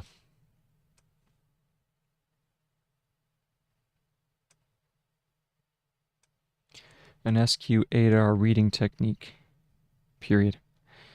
But all of this would be just an extra step. But all of this would be just an extra.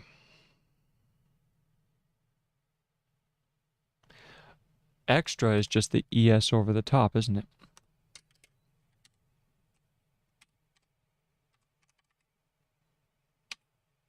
Yep. Would be just an extra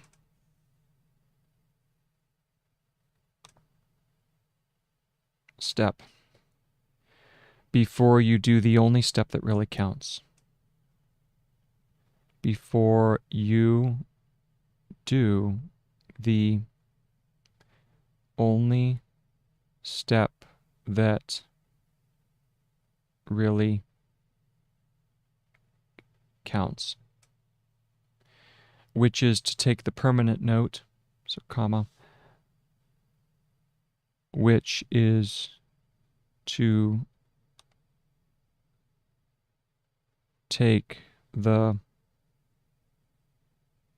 permanent note that will add value to the slip box. That will add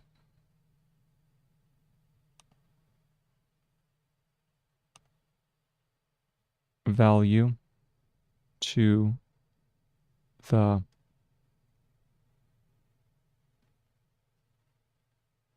slip box. Okay? You need to take some form of literature note that captures your understanding. You need to take some form of literature note that captures your understanding, that new line down here, that, and then captures,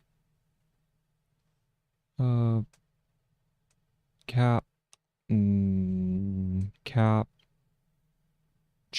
let's see if that's capture.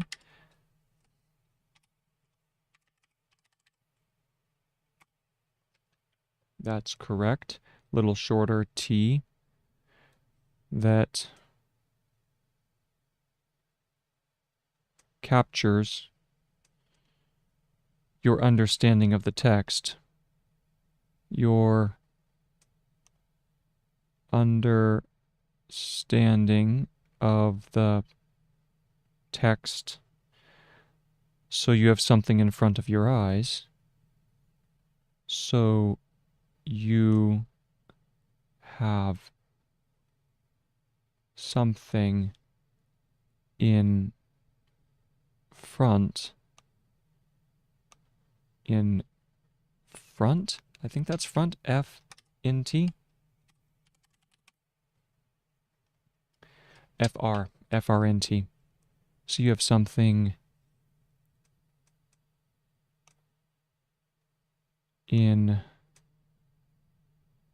front of your eyes.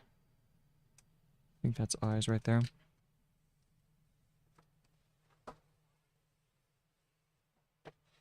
Let me check eyes.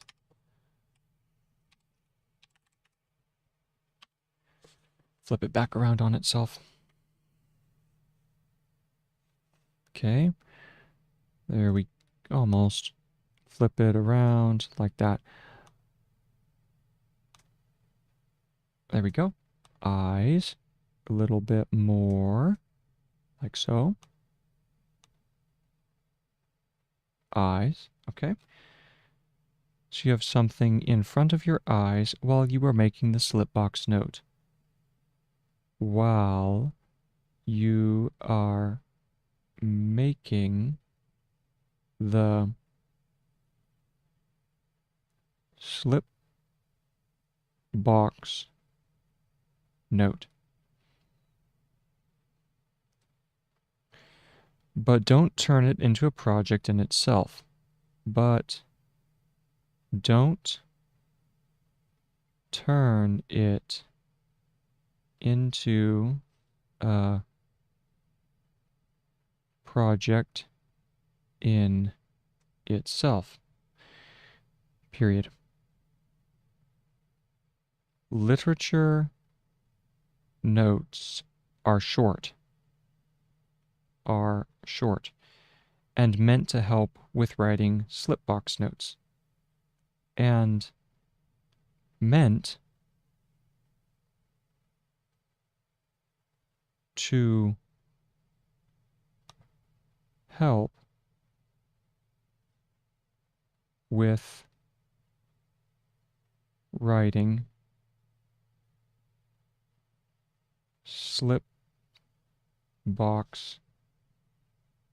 notes.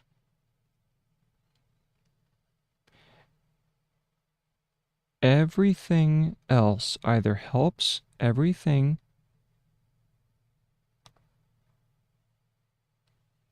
else either helps to this point or is a distraction. Helps to this point or is a distraction. And that's the end of that paragraph. So now let's go ahead and run back through while the purpose of taking literature notes. Go back over here. Find our last paragraph marker.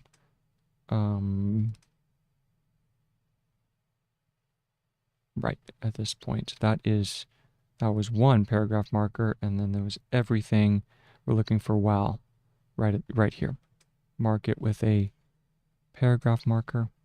Proceed. Well, the purpose of taking literature notes is as clear as the procedure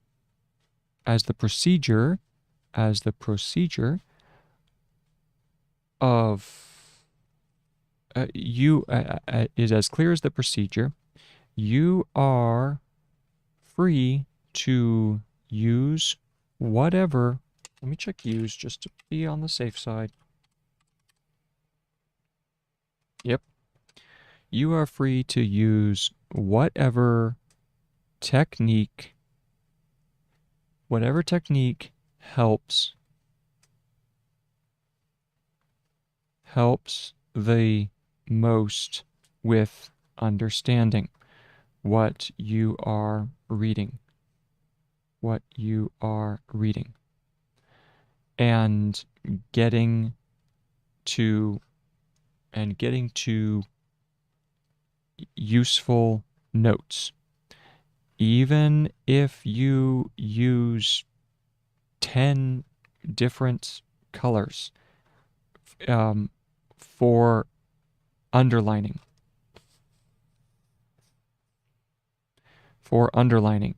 And an SQ8R reading technique.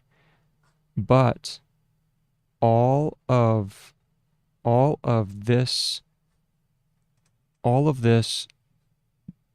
would be just an extra step before you do the only step that really counts, which is to take the permanent notes that will add value. Let me check value. I think it might just be val, but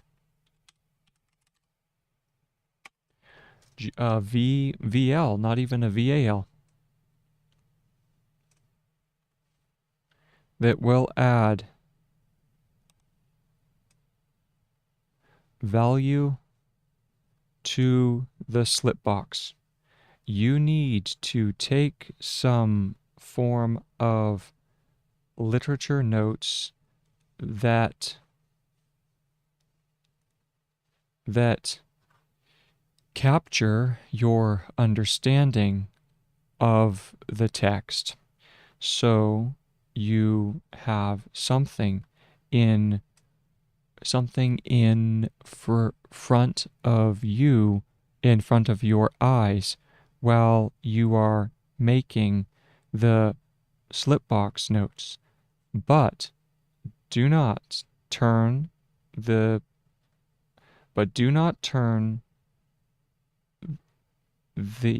it into a project in itself. Literature notes are short and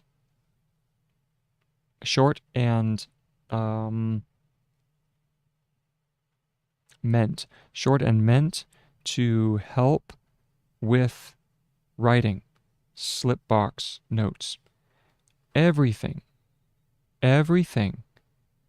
else either helps to this point or is a distraction.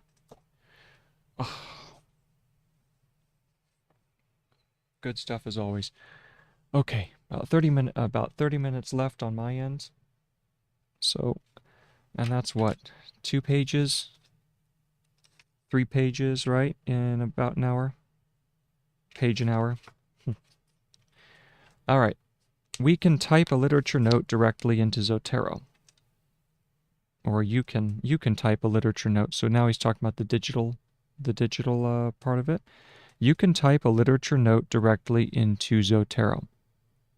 You can type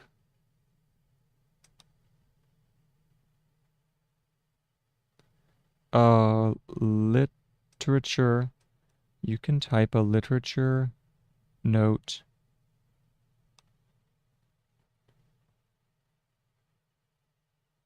directly into Zotero,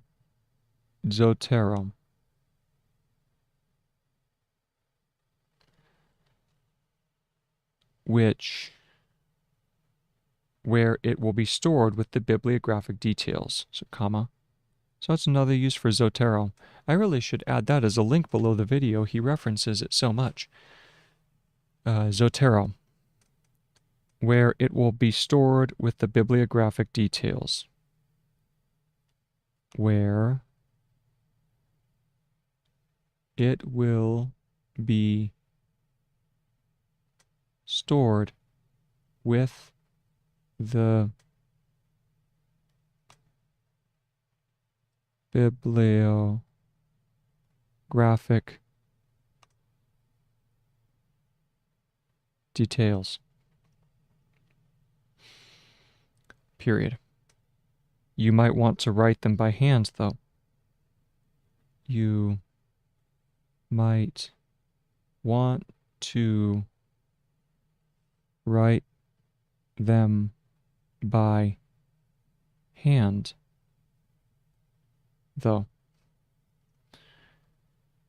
Different independent studies, independent is that the independent dependent, yep, different independent studies indicate different this is like my creed right here, the sentence that he has. Different independent studies indicate, so indicate, if I can remember how to write that,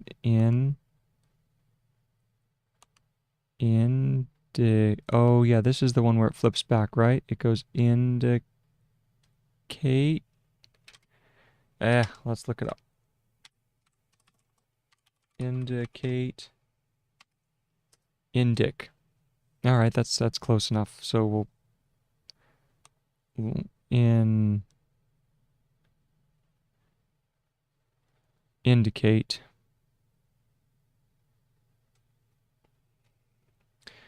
different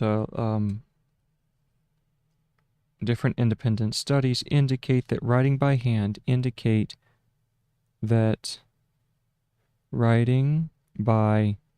hand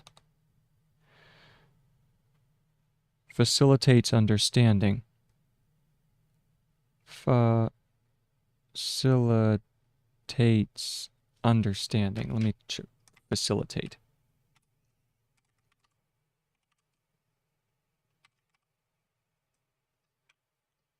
Whoa.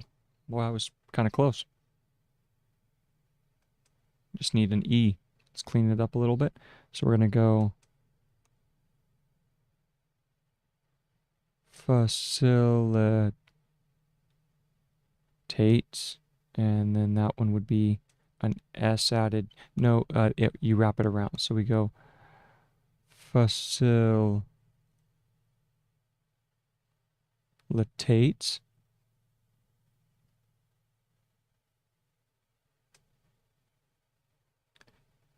Wait. No, this one you do curve it the back way because there's an invisible T. Facila and then tate. Yeah, I think you just flip it. Flip it around. Facilitates. Undo. I'm leaving it. I'm leaving it. Hopefully I'll come across it again and do it right in the future. that writing by hand facilitates understanding. Facilitates understanding. And then in a small but fascinating study, in a small but, and then fascinating, so this is fascinating,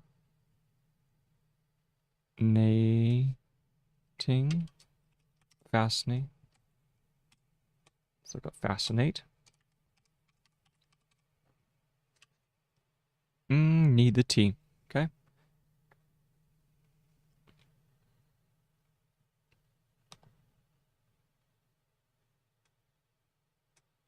Fascinating study. 2 psychologists tried to find out if it made a difference. 2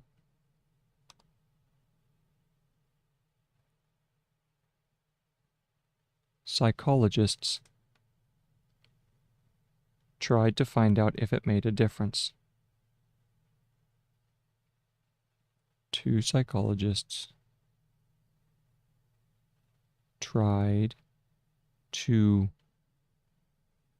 find out if it made a difference. If students in a lecture, if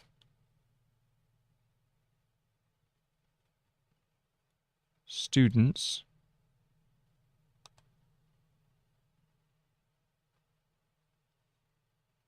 in a lecture, in a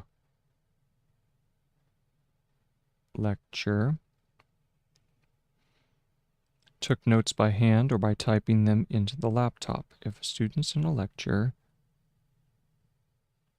took notes by hand or by typing them into a laptop, or by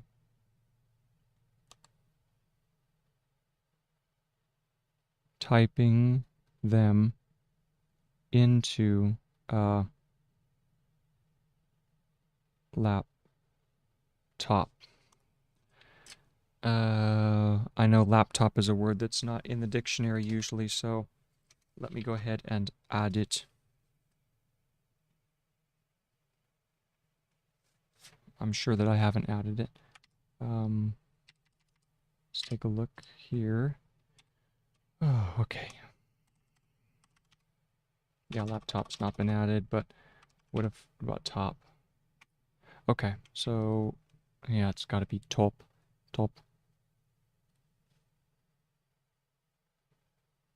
26 minutes, folks. 26 minutes left. And then I get to call it a night. It's a night. It's a night. It's a knight in shining armor. Woo! Okay.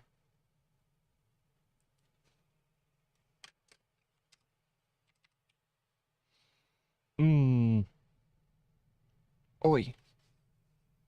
Gotta pop my back here for a second. Ah. Okay.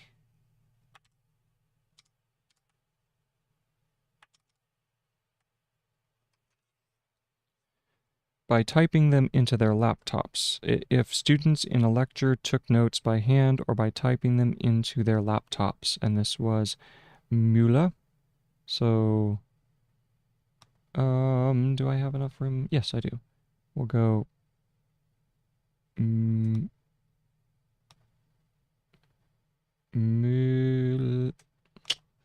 I don't know if I have enough room.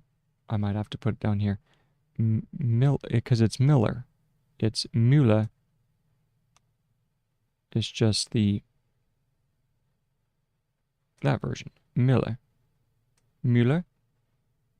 And Oppenheimer.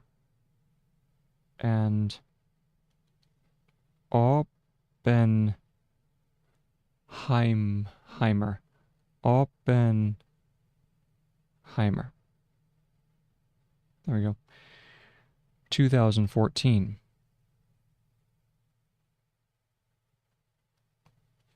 $24. They were not able to find any difference in terms.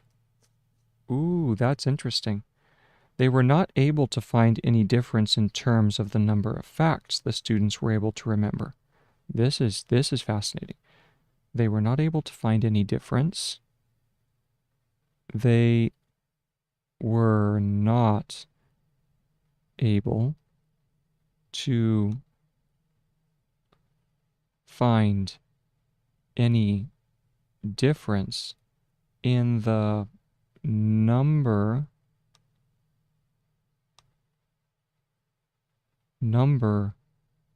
of facts that the students were able to remember. Add another page. This is how to T S in 10. Page 6. Okay. Were to remember. There we go. Period. But in terms of understanding, here's the crucial part.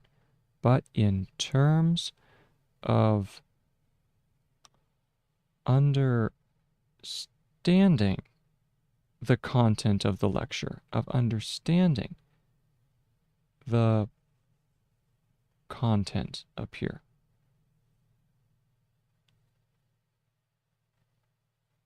of the lecture,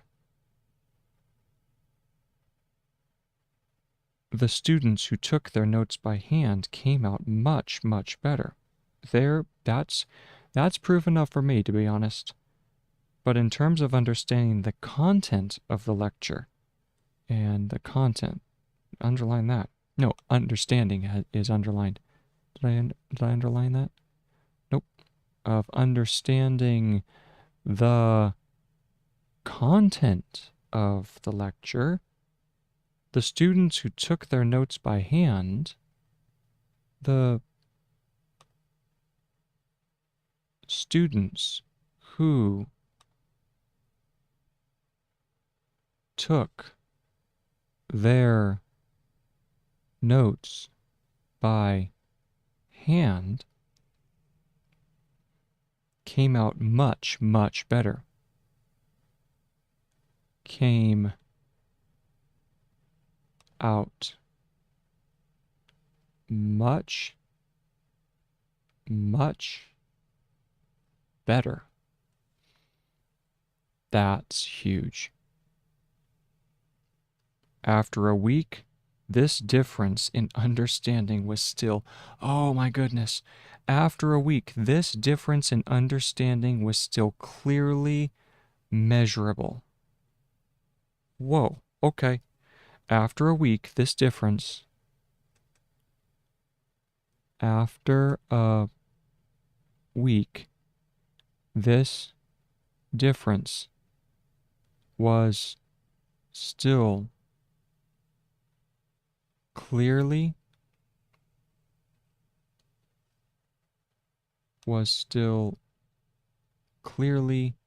and that should be a double stroke because that one would be clearly measurable. Measurable.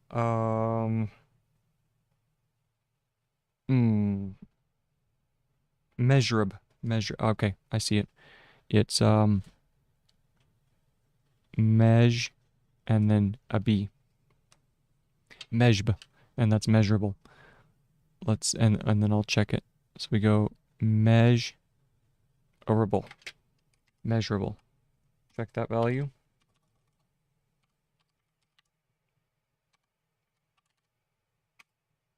almost. So we need, oh, that's immeasurable. The only difference is it needs to be measure, measure, and then we're good. Measurable. Okay. And that's the end of that sentence. So let's go ahead and go back here, check in again. Oi. Go over, start the paragraph again. Where does that paragraph start? That's our 2014. You can type, so that's the Oppenheimer 2014. And we're looking, you can type a literature note directly into Zotero. There's Zotero. So here is our paragraph start, drop a note, boom, begin. You can type a literature note directly into Zotero, either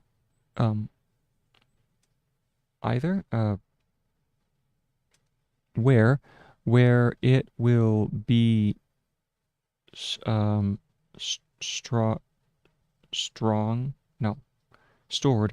where it will be stored with the bibliographic details.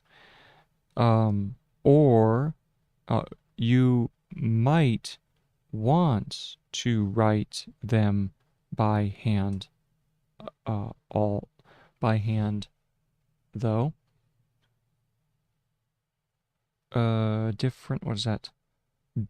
Different independent studies indicate that writing by hand facilitates understanding. In a small but fascinating study, 2 psychologists tried to find out if it made a difference if students in a lecture took notes by hand or by typing them into a laptop. And that one was Müller and Oppenheimer, 2014. They were not able to they were not able to find any difference in the number of facts the students were able to remember, but in terms of understanding the content of the lecture, the students who took the notes by hand came out much, much better. After a week, this difference was still clearly measurable. Man, was still clearly measurable. I remember that I took, when I was taking my calculus courses, any of my math courses, I always took the notes by hand. And I found that process that you just had a much more comprehensive understanding, and I don't know how to describe it. It always felt better when I took my notes by hand.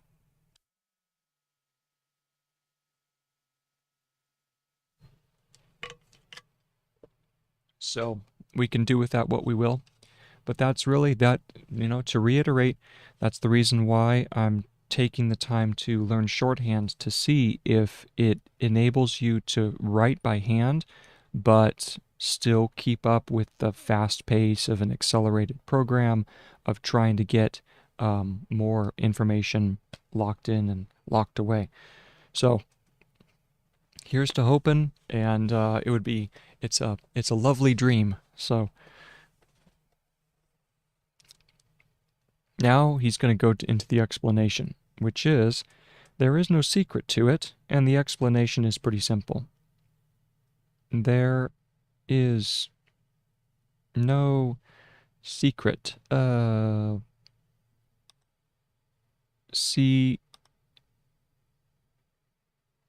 Secret. S-E-K-R-T. I think that's it.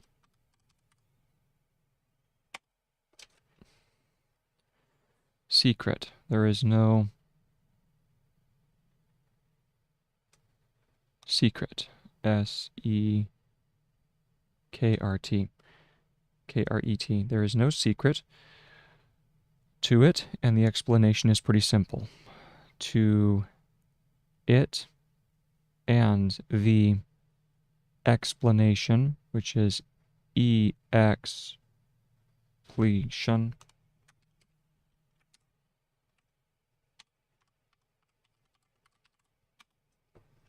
Yep, and the explanation is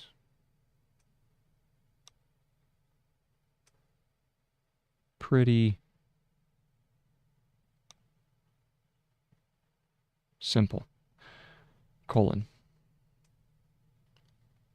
Hand writing is slower.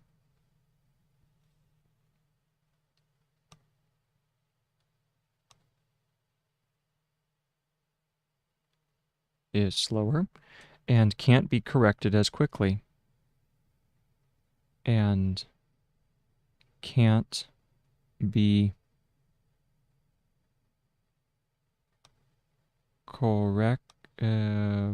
corrected as quickly as electronic notes.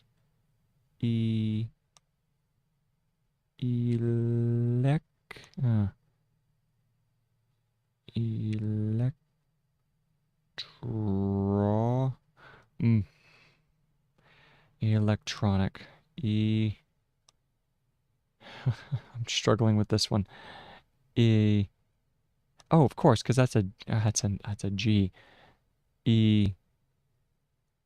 Tronic.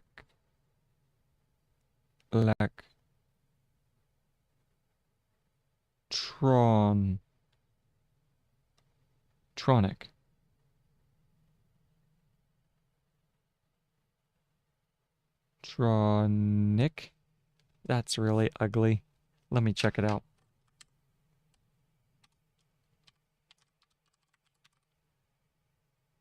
There is no electronic. Electrical,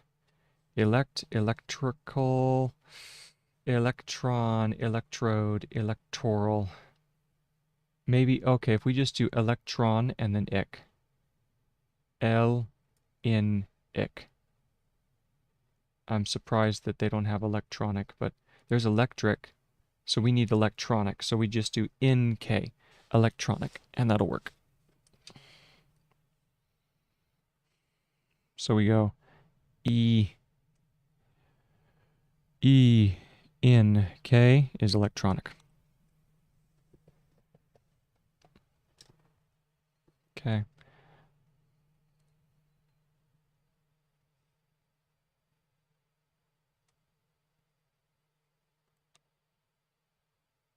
All right.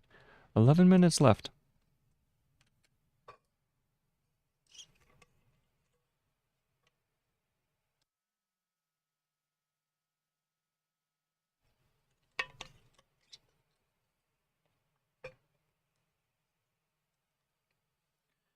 Electronic.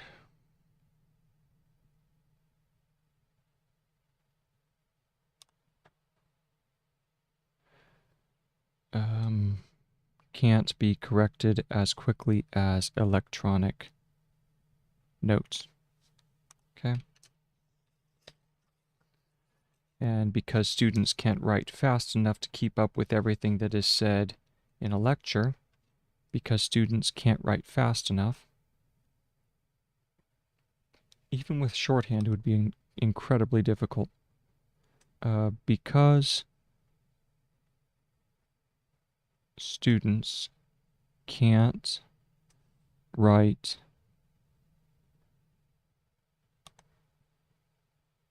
fast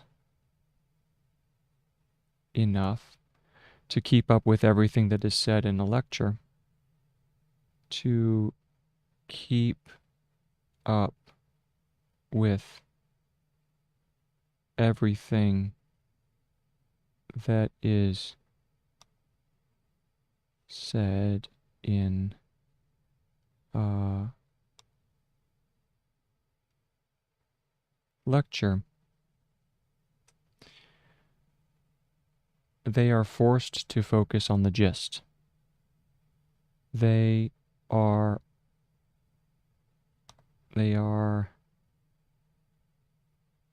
forced, move this up just a bit,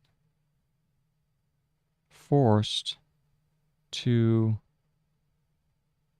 focus on the gist. Curves this. Gist. I'm going to assume that's it.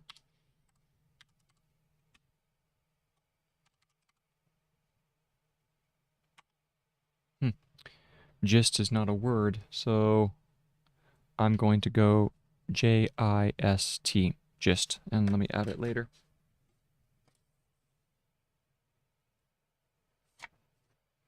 Focus on the gist of what is being said, not the details. They are forced to focus on the gist of what is being said, comma, not the details. Okay. But to be able to note down the gist of a lecture, but to be able to note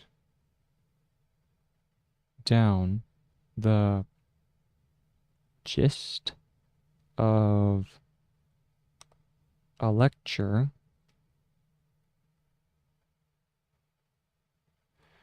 you have to understand it in the first place.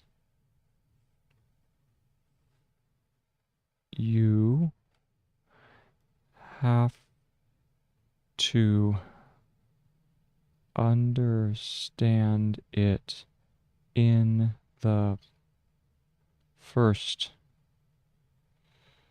place, okay?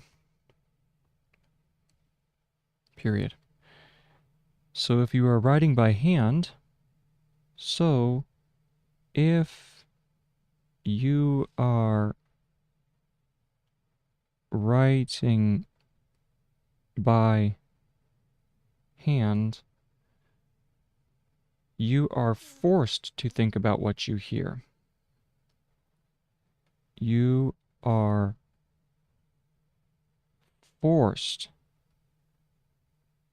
to think about what you hear. Forced to think. Oh, okay, was the whole thing. About what you hear or read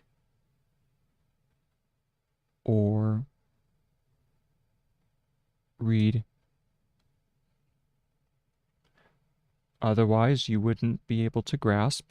So it's hyphens. Otherwise, that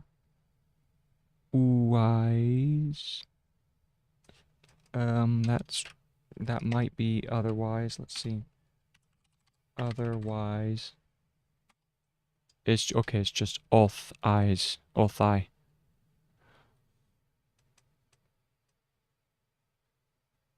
Otherwise, you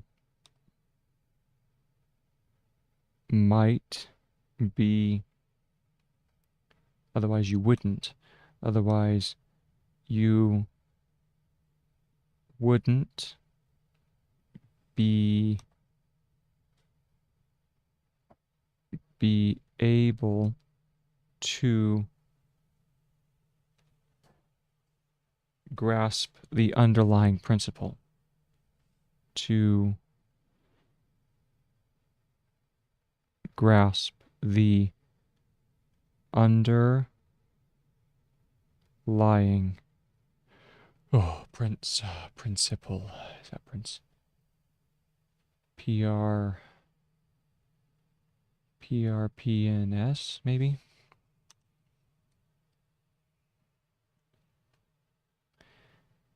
PRPNS. Maybe that's principle. Let's take a look. Oh, here we go. Prin. PREN. PREN. Okay.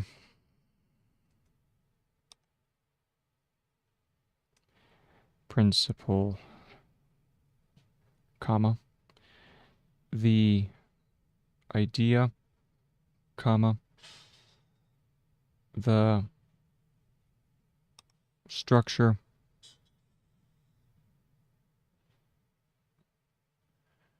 of an argument, of an argument. Is that correct? The structure of an argument. Yep. Wow. 3 minutes left. 3 minutes left. Handwriting.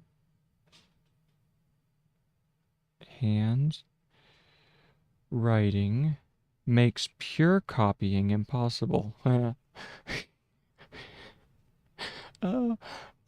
Sorry, I just had to laugh at that.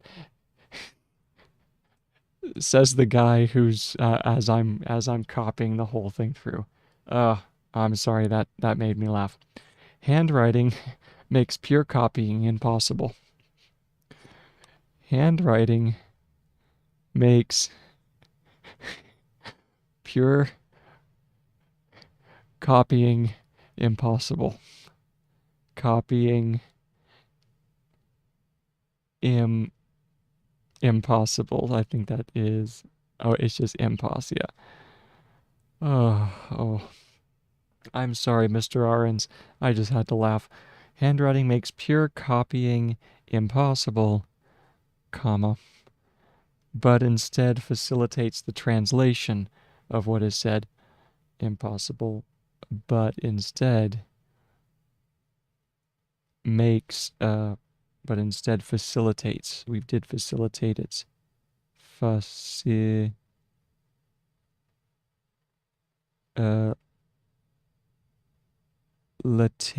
I think, is that it?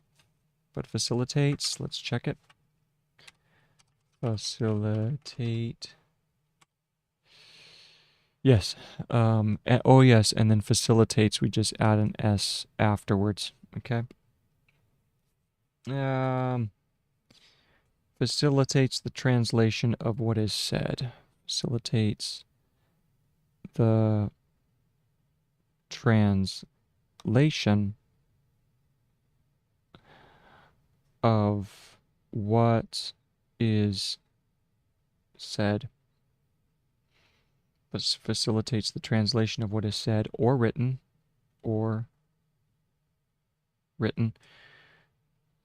close parenthesis, into one's own words. Into one's own words. Period. The students who typed into their keyboards were much quicker. The students who... come on. This is, typed, I guess? Isn't that? Yeah, who typed into their laptops, who typed into, did I do there? Not yet. Into their laptops